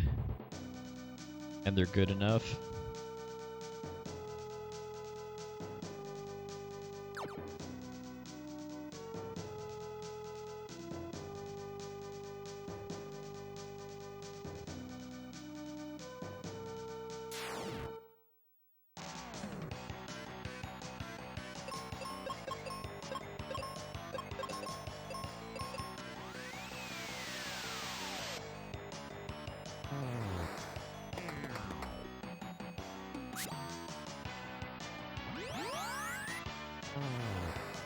Yeah, game's sound effects are certainly pretty distinctive too, along with the art style. I always like to say I think the soundtrack and the monster sprite work are this game's biggest strengths.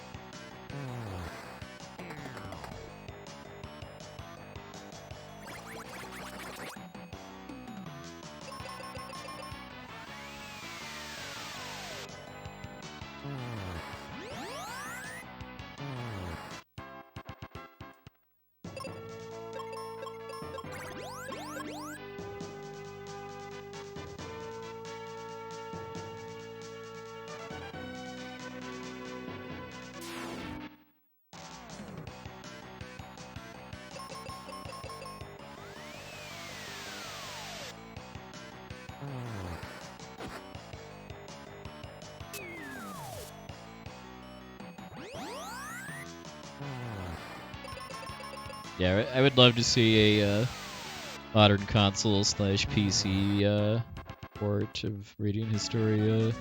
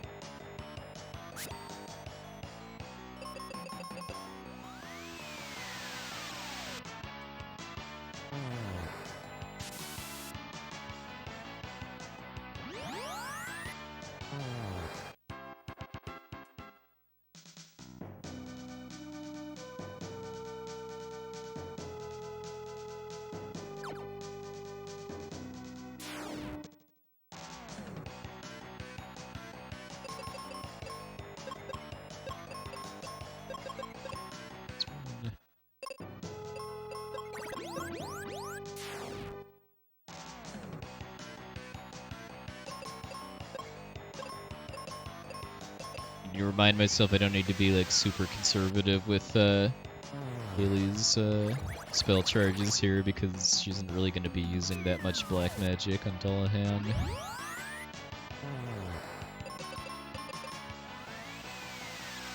Yeah, I remember hearing about that the guy who was making an unofficial remaster of this was not a good person.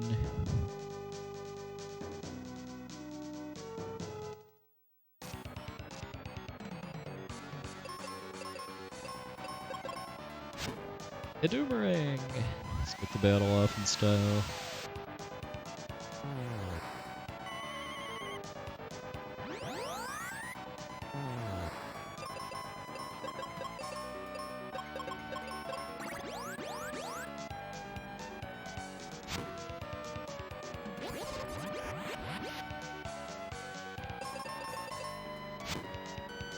That's 3 Hidoomerangs in a row, I think.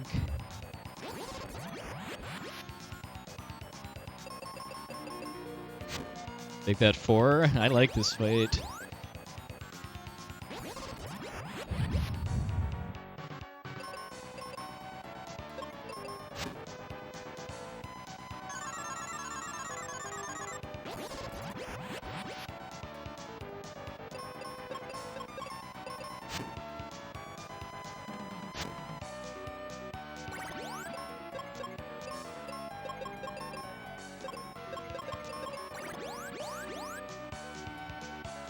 Yeah, Dullahan's biggest threat is Doom Dance. It's a little less so in this category because Benjamin has the life spell, so if Haley gets Doom Dance, that's not just insta GG there unless it's the last turn.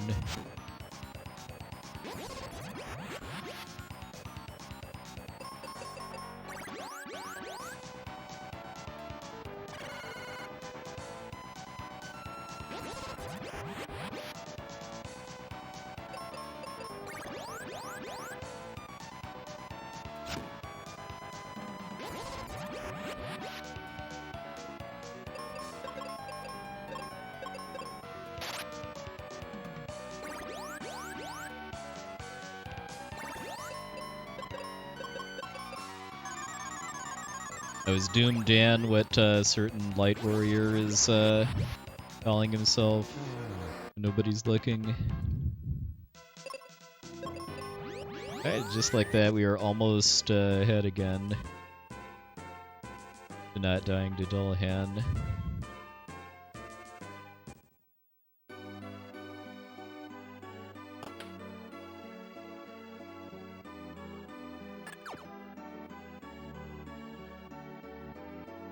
Alright, fortunately I'm not up against a floor 6 PB yet. If I get floor 1, that'll also save time over my current PB.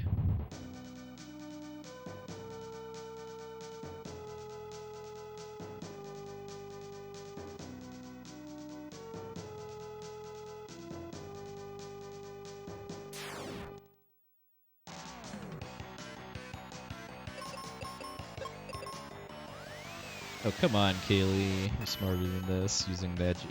The AI is supposed to be smart enough to not use magic on enemies that have reflect, but sometimes it does it anyway.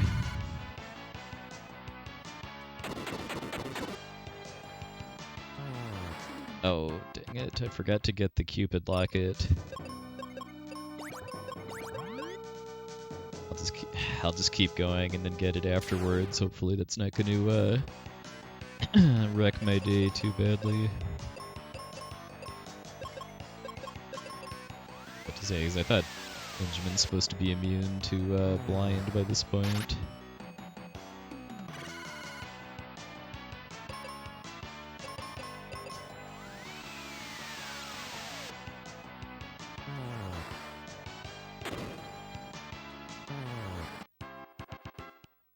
About just piecing out and going to get it now, but if I want to keep the PB chance alive, I have to keep going.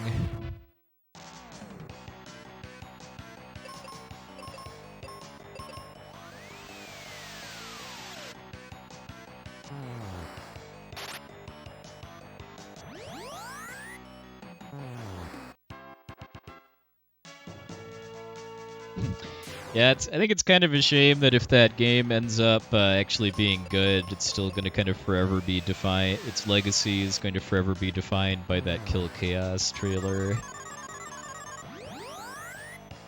All the associated memes.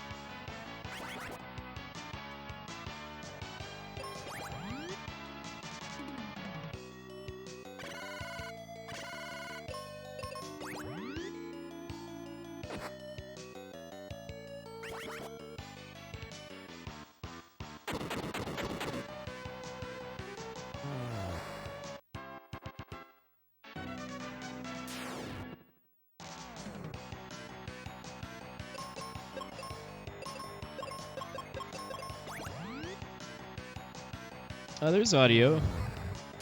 Heard nothing about issues thereof.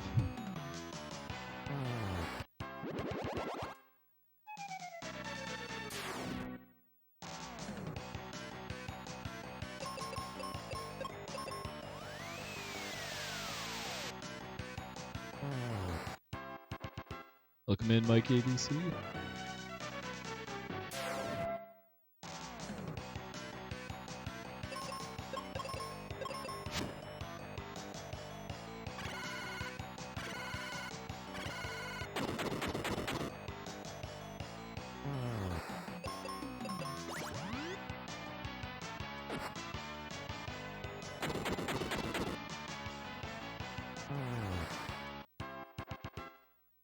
Hey, 916 code, and hope you up as well.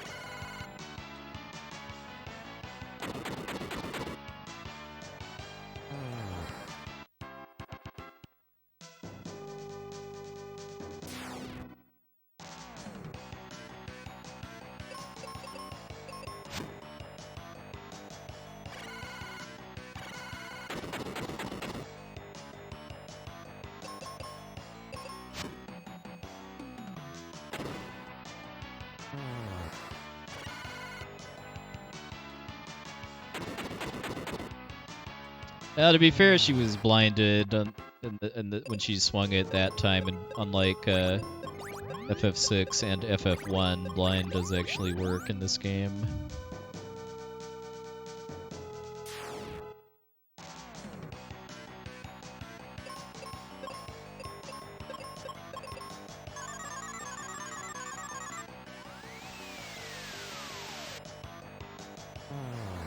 Like birds with diapers.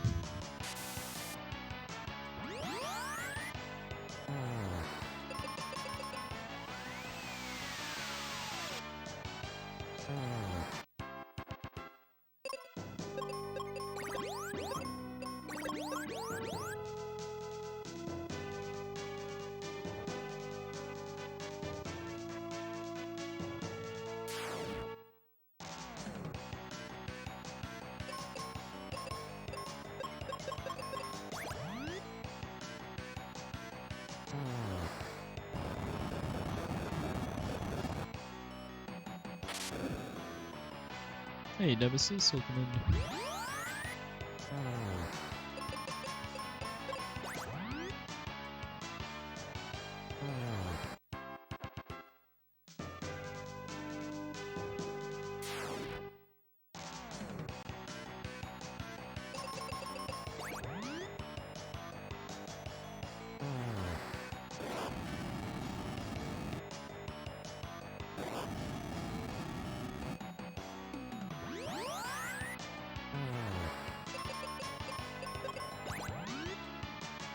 Yeah, I know there's races and tournaments for Final Fantasy 1 randomizer pretty much all the time.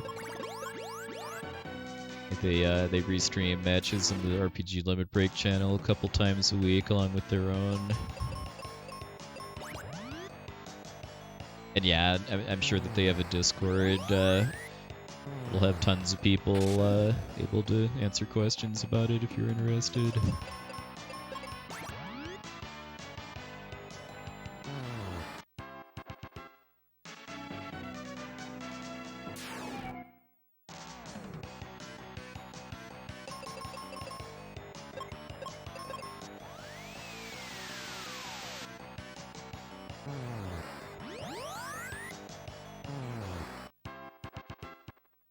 The little bit of extra menuing I've been having to do because of not having the Cupid locket and Benjamin not having immunity to blind, this has been going alright so far.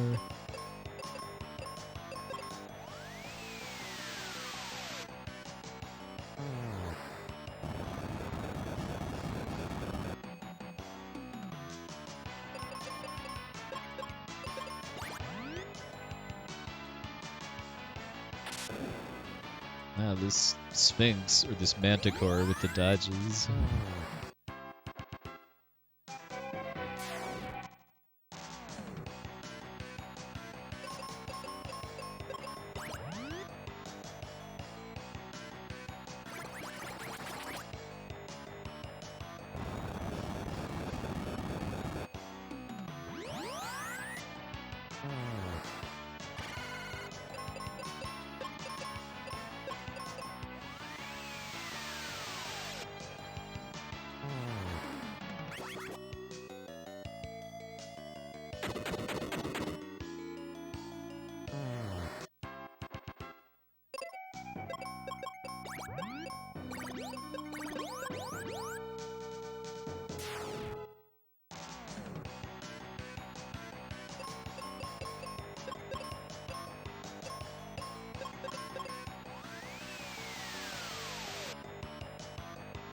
Yep, blue slimes with that can breathe fire and do like 60 damage, or quite the fun killer.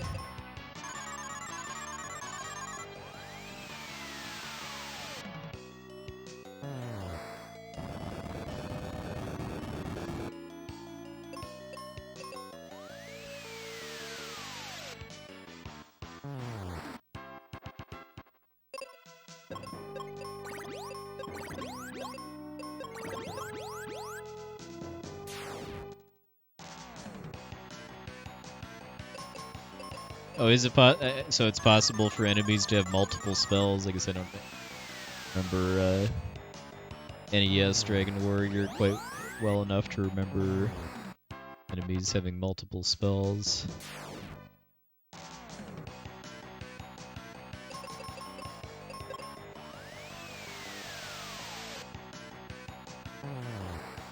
Well, I guess they'd only need one spell to. I guess they would need Sleep and Dragon Lord Breath.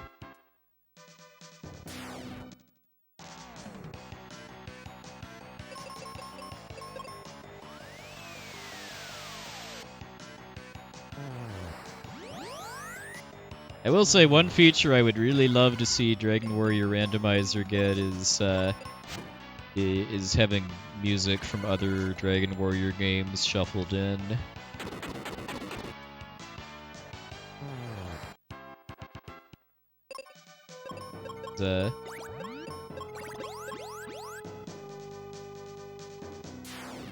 The very first Dragon Quest doesn't have quite the as enjoyable a soundtrack as later games in the series did.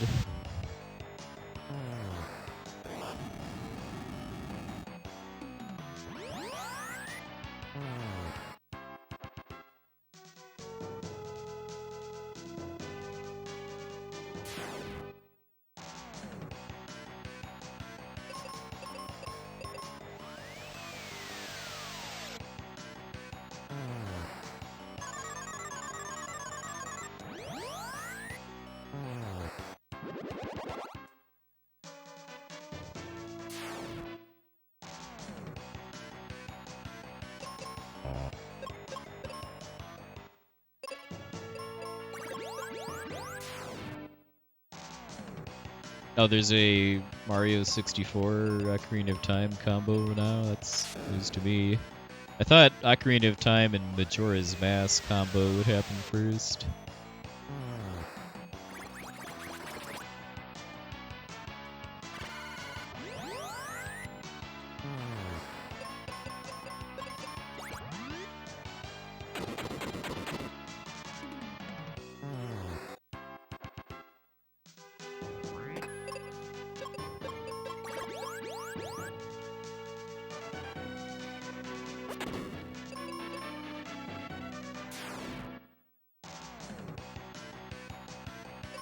Yeah, I guess the mage got bored and wandered off, and then an eyeball monster showed up to relieve him.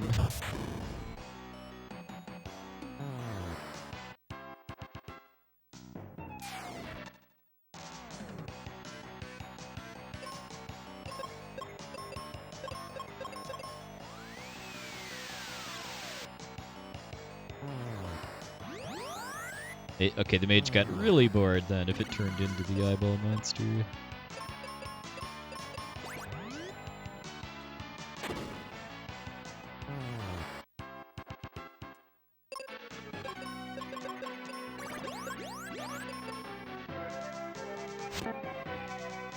Hey, finally. Been quite a while since we've actually had a 4-6 run.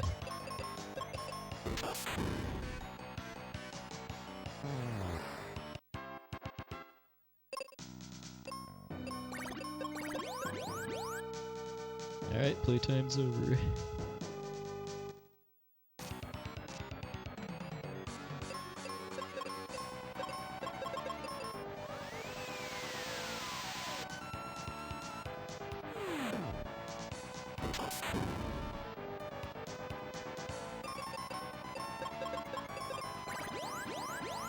Hey, counterfeit suit. It'd be a pretty nice gold split, assuming I don't die here.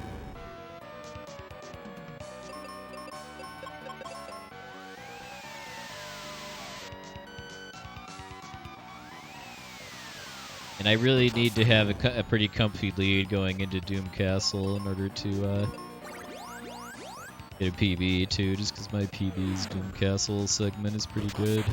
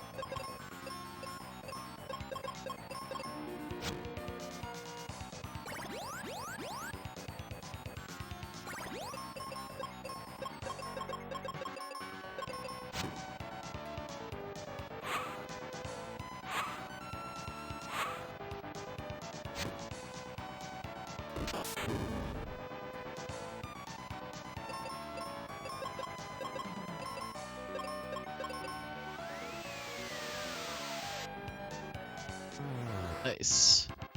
Alright. Still not over till it's over, but definitely on sub 240 pace.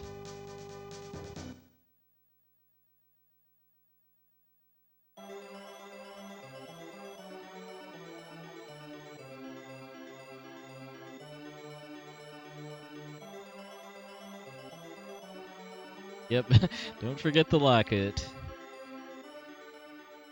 Make the end game pretty miserable.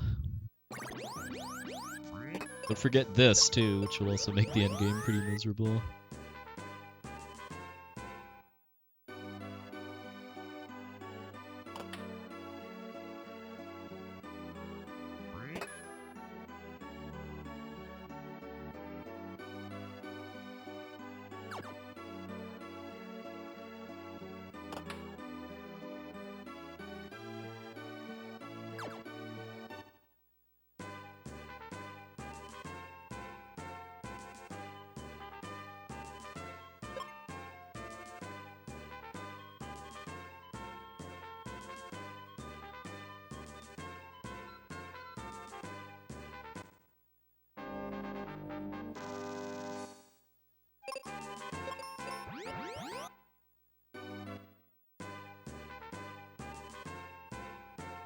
Agreed, Max Dad.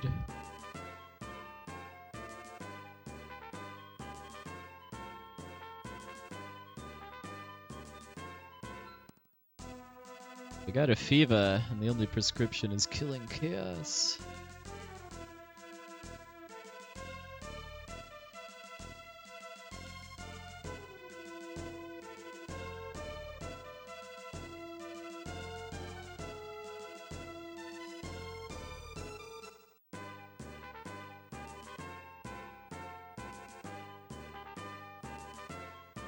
I'm playing this on an original Super Nintendo console and cartridge.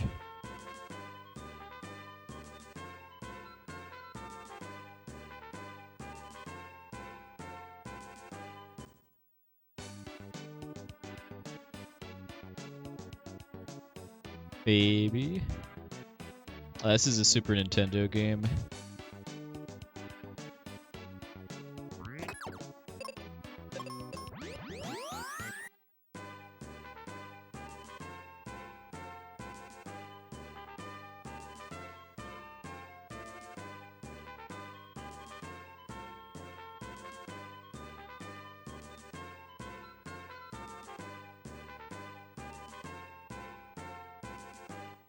Keep in mind the fastest time for this category, quote unquote, is 2:26. So it's not like I'm on like a monster pace or anything, but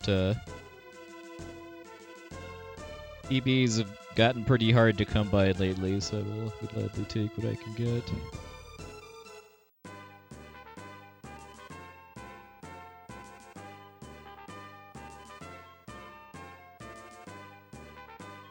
Good question. I know Final Fantasy VI I know runs faster on VC than on original hardware, but I don't know about this game.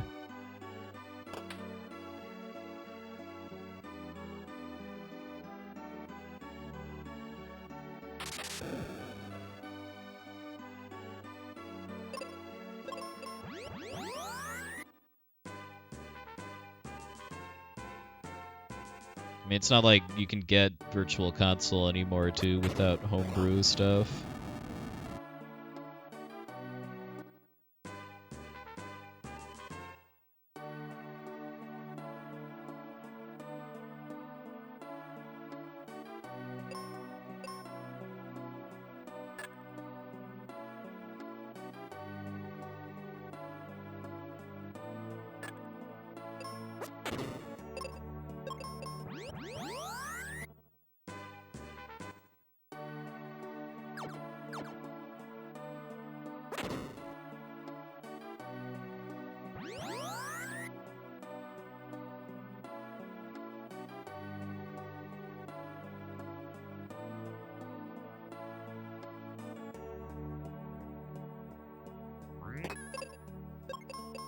Hey, thank you, appreciate it.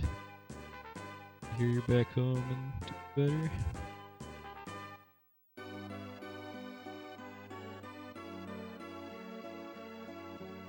Back to Kaylee for Gap.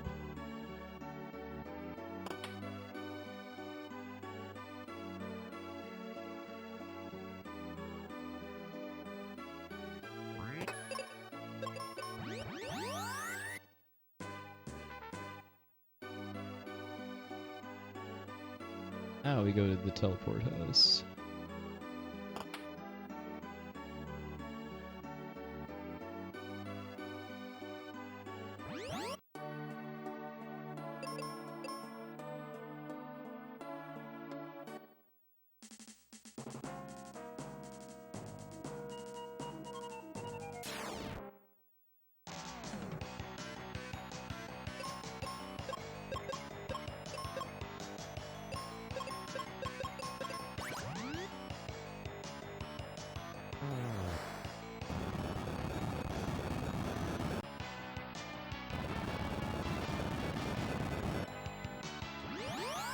I think this is the slightly slower formation here, but massively so.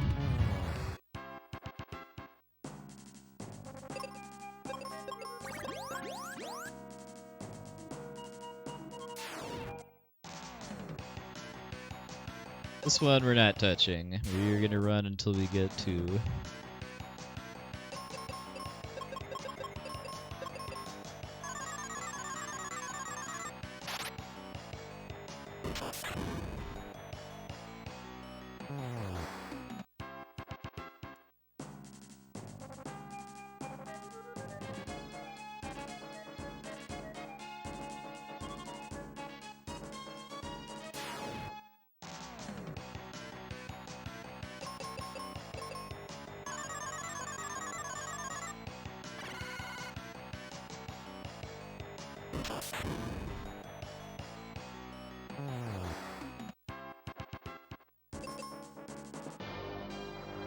I like to call this the Final Fantasy IX dungeon of Mystic Quest, just because it's very, very short if you go straight to the end. You're skipping a pretty significant portion of it.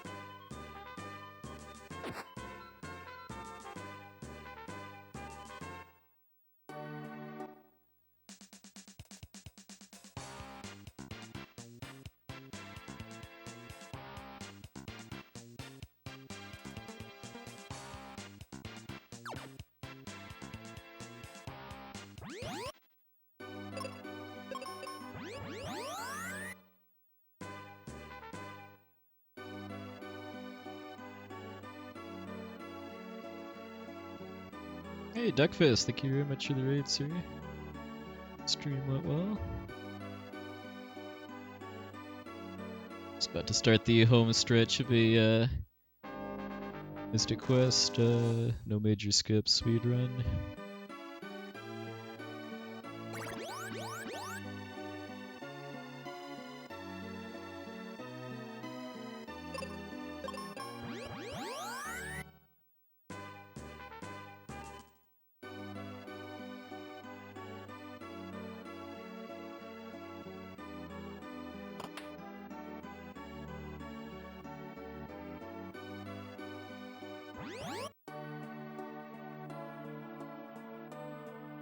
Got a nice healthy lead at this point, but PB is not totally secure at this point just because I am up against a pretty solid final dungeon.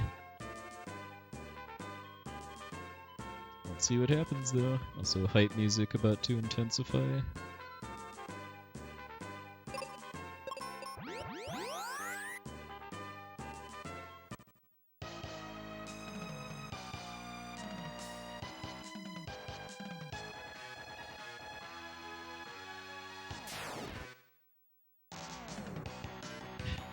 Power of Garfield on our side.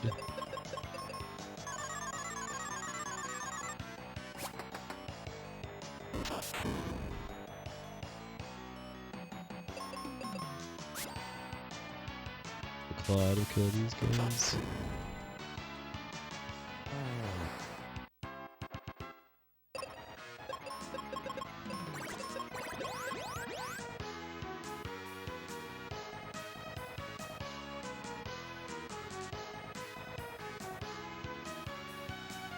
Yeah, Doom Dance is a instant death attack.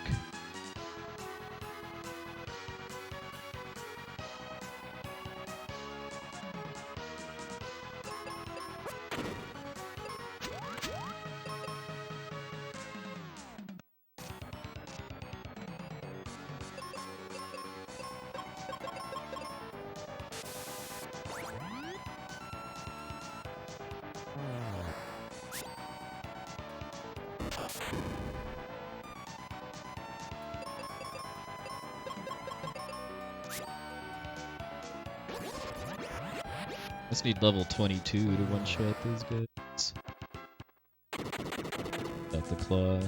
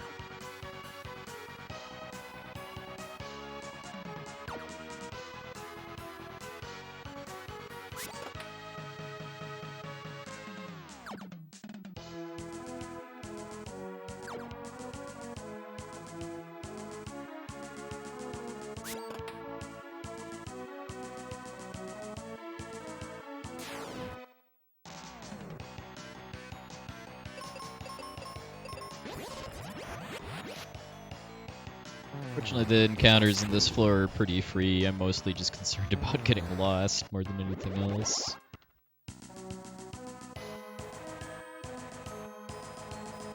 Next floor, where the rough and tumble encounters start to pile up. Hey, Exodin. Yeah, it's very suspect. Almost like I got floor 6, which is 20% odds, saving several minutes.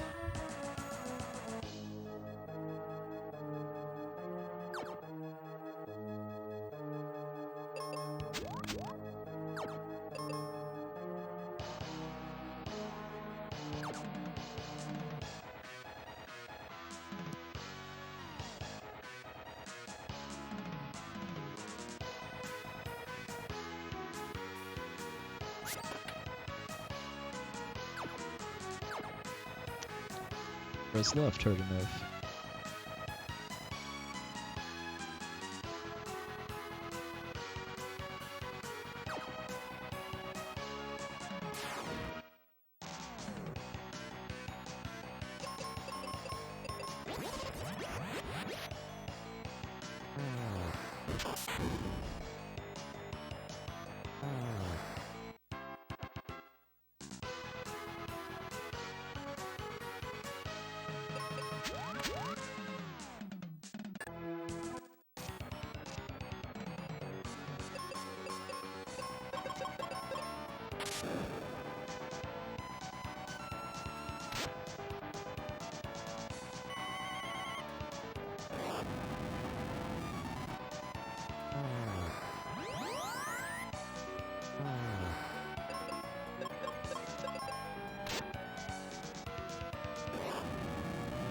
Alright, first try Stone Golem. Despite being susceptible to cheesing via the exit spell, that fight is actually kind of rough because of Stone Golem and his canine companions being able to use and or petrify and or doom dance you. How did Stone Golem through that door? Very, very, very creative means. And possibly going on a big diet or something.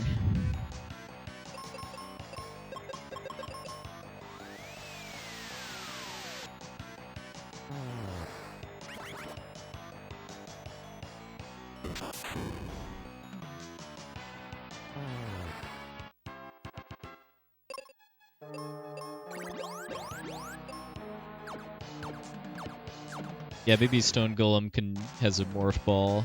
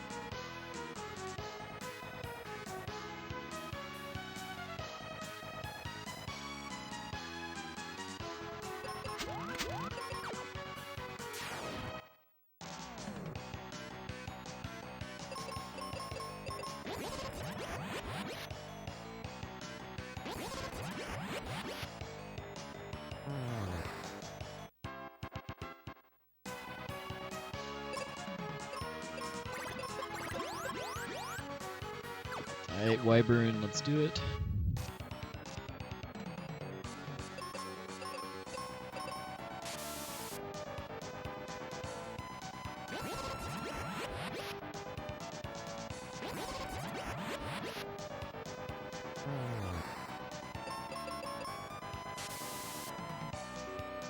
He should still get his turn.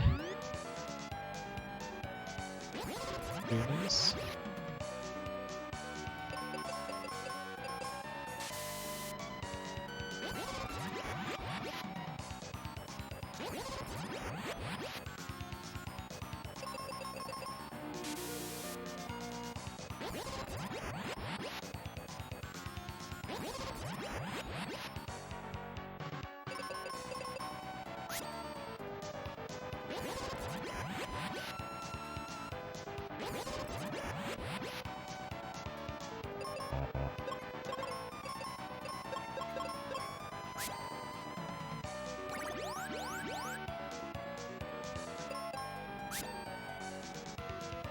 Hey, some dude.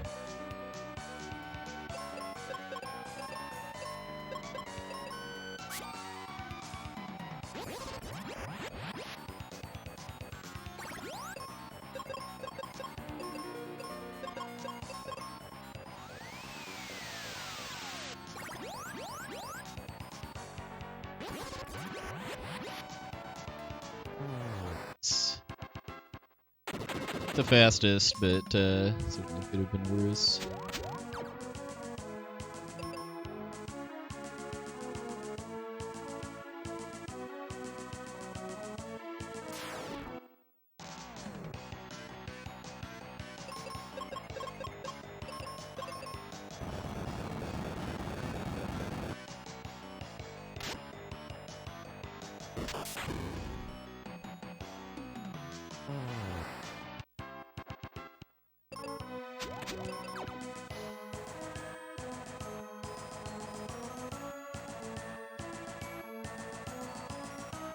Alright, next floor is kind of what it all comes down to, because you can have a really rough time with some of the regular encounters along with the boss.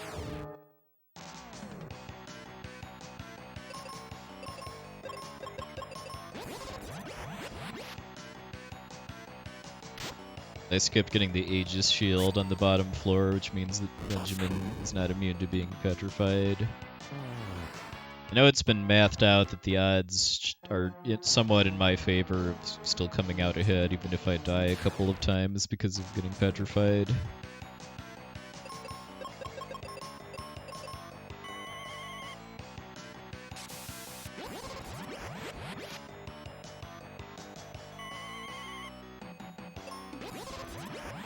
Really, please.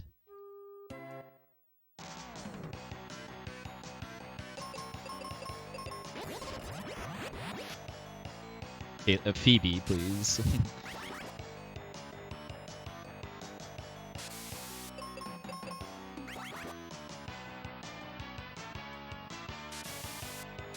Come on.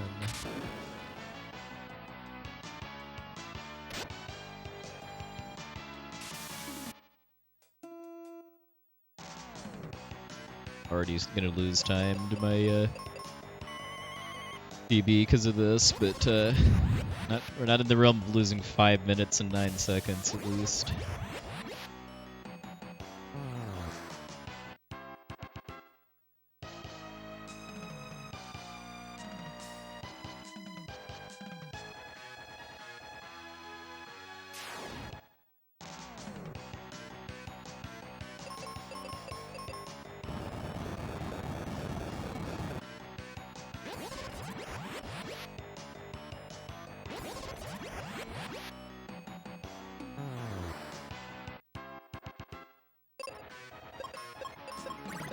Just now realizing why I had so much trouble with the ninjas below too. It's because of getting floor 6, because I fought a lot less stuff in Pazuzu's tower. Can't really run from these things. Right though.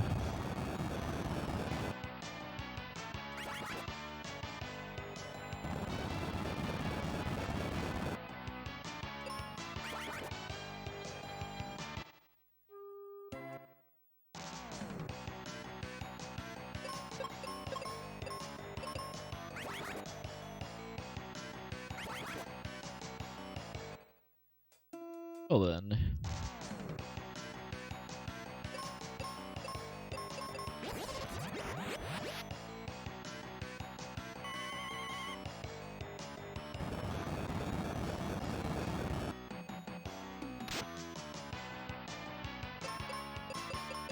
Rare usage of the defense command from Benjamin, sort of from the partner.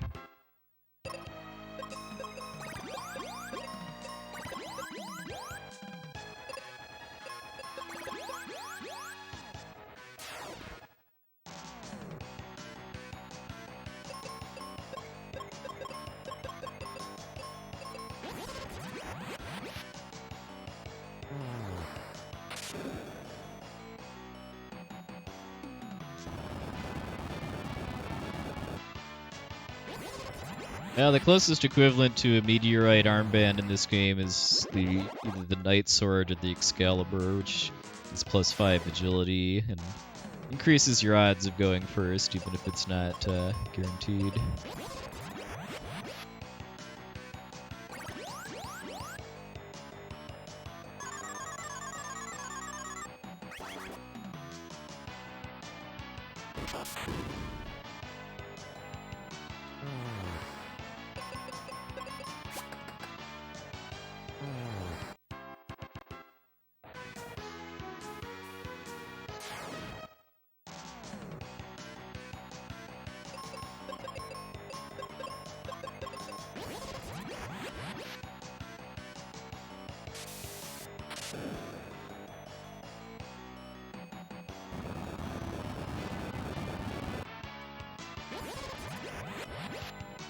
Yeah, the fights on this floor do not mess around.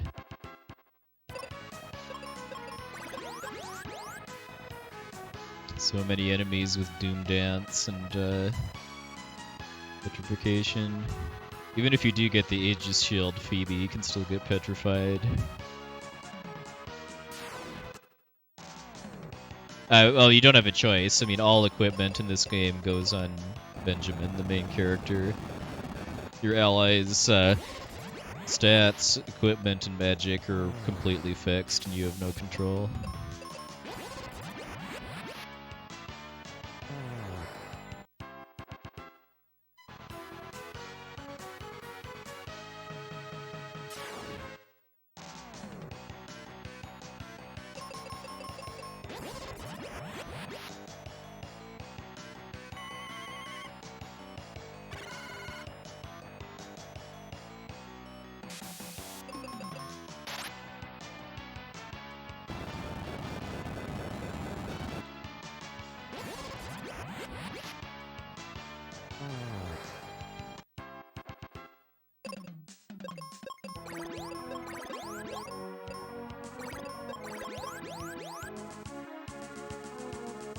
It's going to start losing time pretty much as soon as the fight starts. Because they don't get infinited here like that. They'll get sub 240.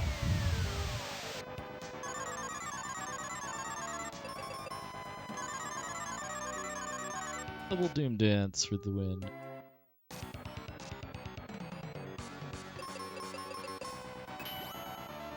Alright, that's better. That's actually a bugged attack that's not in the Japanese and PAL versions of the game.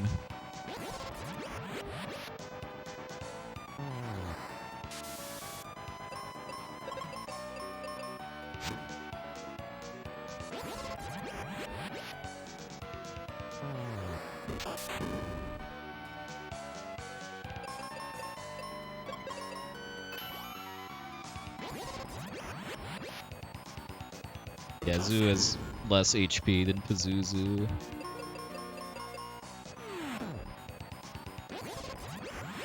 I've heard of Paladin's Quest, yeah, I've never played it.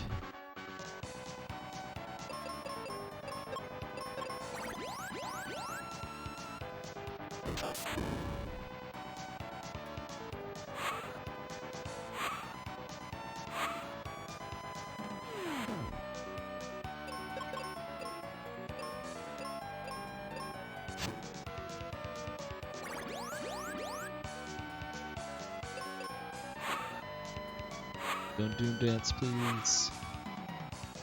Hit, please. Could have healed a turn earlier or used auto. That sucks.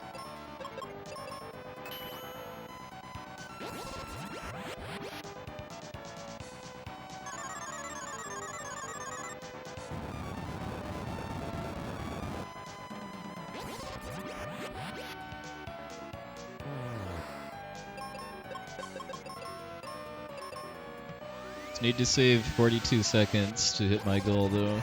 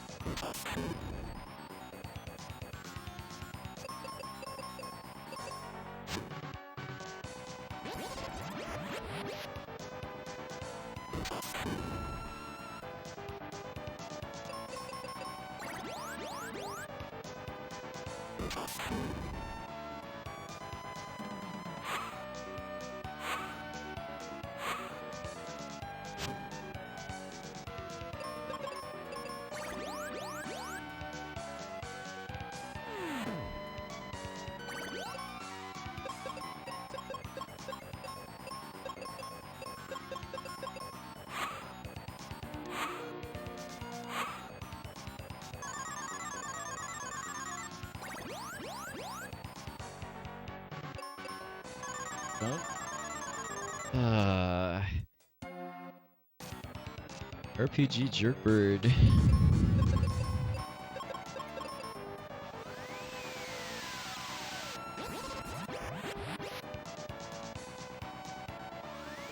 Well, sub 240 is looking a lot less likely now, sadly. The 2 deaths fairly deep into attempts.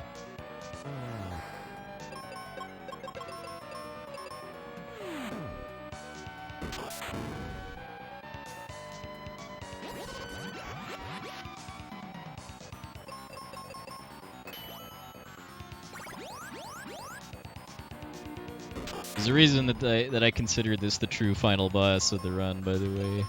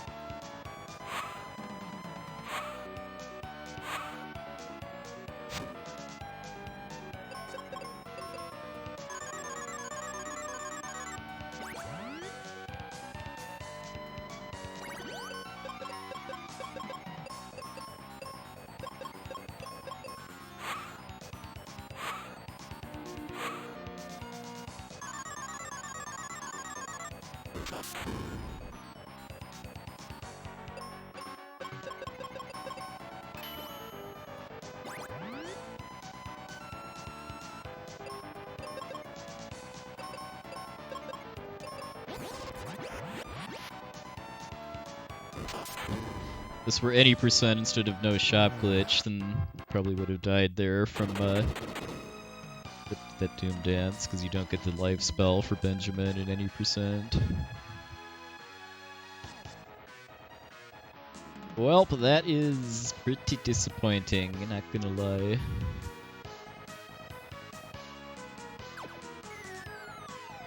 Might not have died the first time if I'd have healed a turn sooner, so that one might be on me, but that second one is definitely on the game.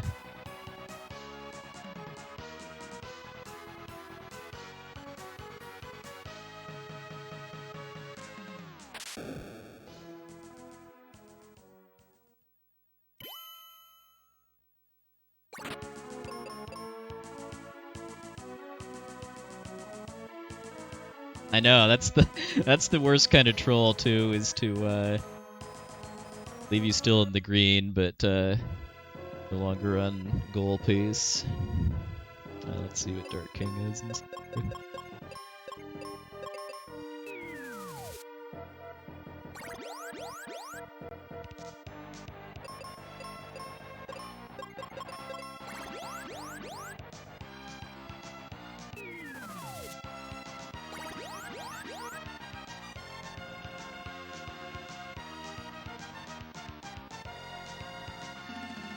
Should have him unless Benjamin misses.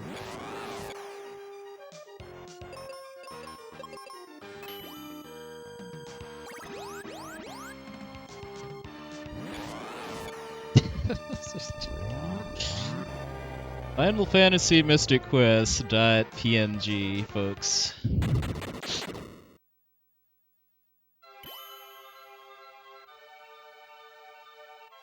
All you can really do is laugh. But that, I mean, I knew that that's what I was in for when I signed up to run this game. So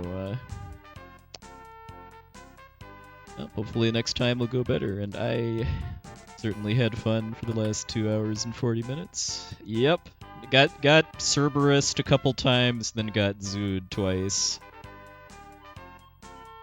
Oh, and I would have died a third time probably too if I didn't have life on Benjamin too, because Phoebe got Doom Danced, but yep. Thanks for the GGs everybody, by the way, much appreciated.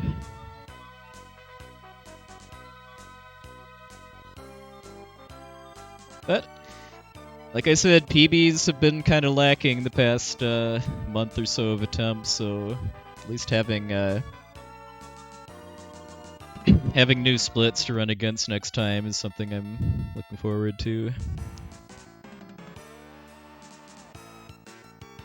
Oh yeah, I've seen much worse zoos than this, because like I said a bit ago, in the any percent category, you do not have the life spell on Benjamin, so if Phoebe gets Doom Danced at any point outside of the last turn, you're dead. Like if you watch the four-way race of this at RPG Limit Break 2018, I want to say. Elmagus, I think, died like 5 times to Zoo, and he still won. Because he's Elmagus.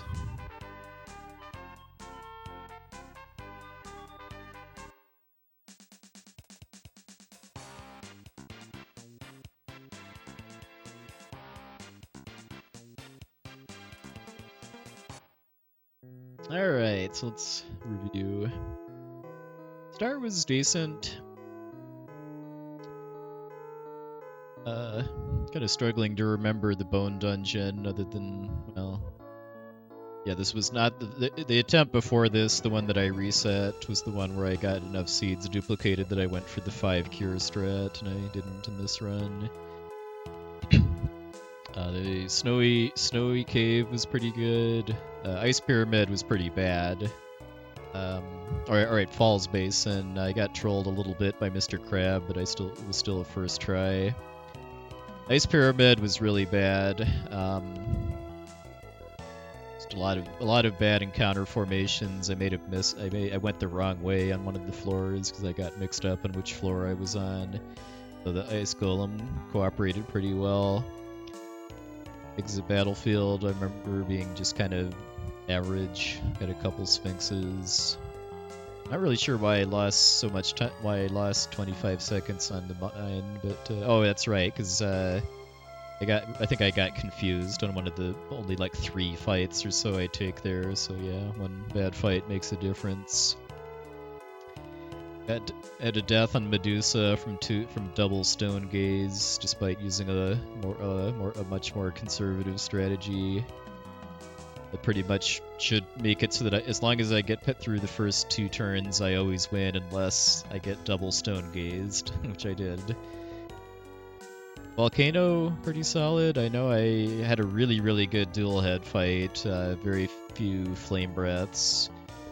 The only reason I didn't gain time was just having some slow fights in the volcano from Benjamin getting put to sleep or whatever.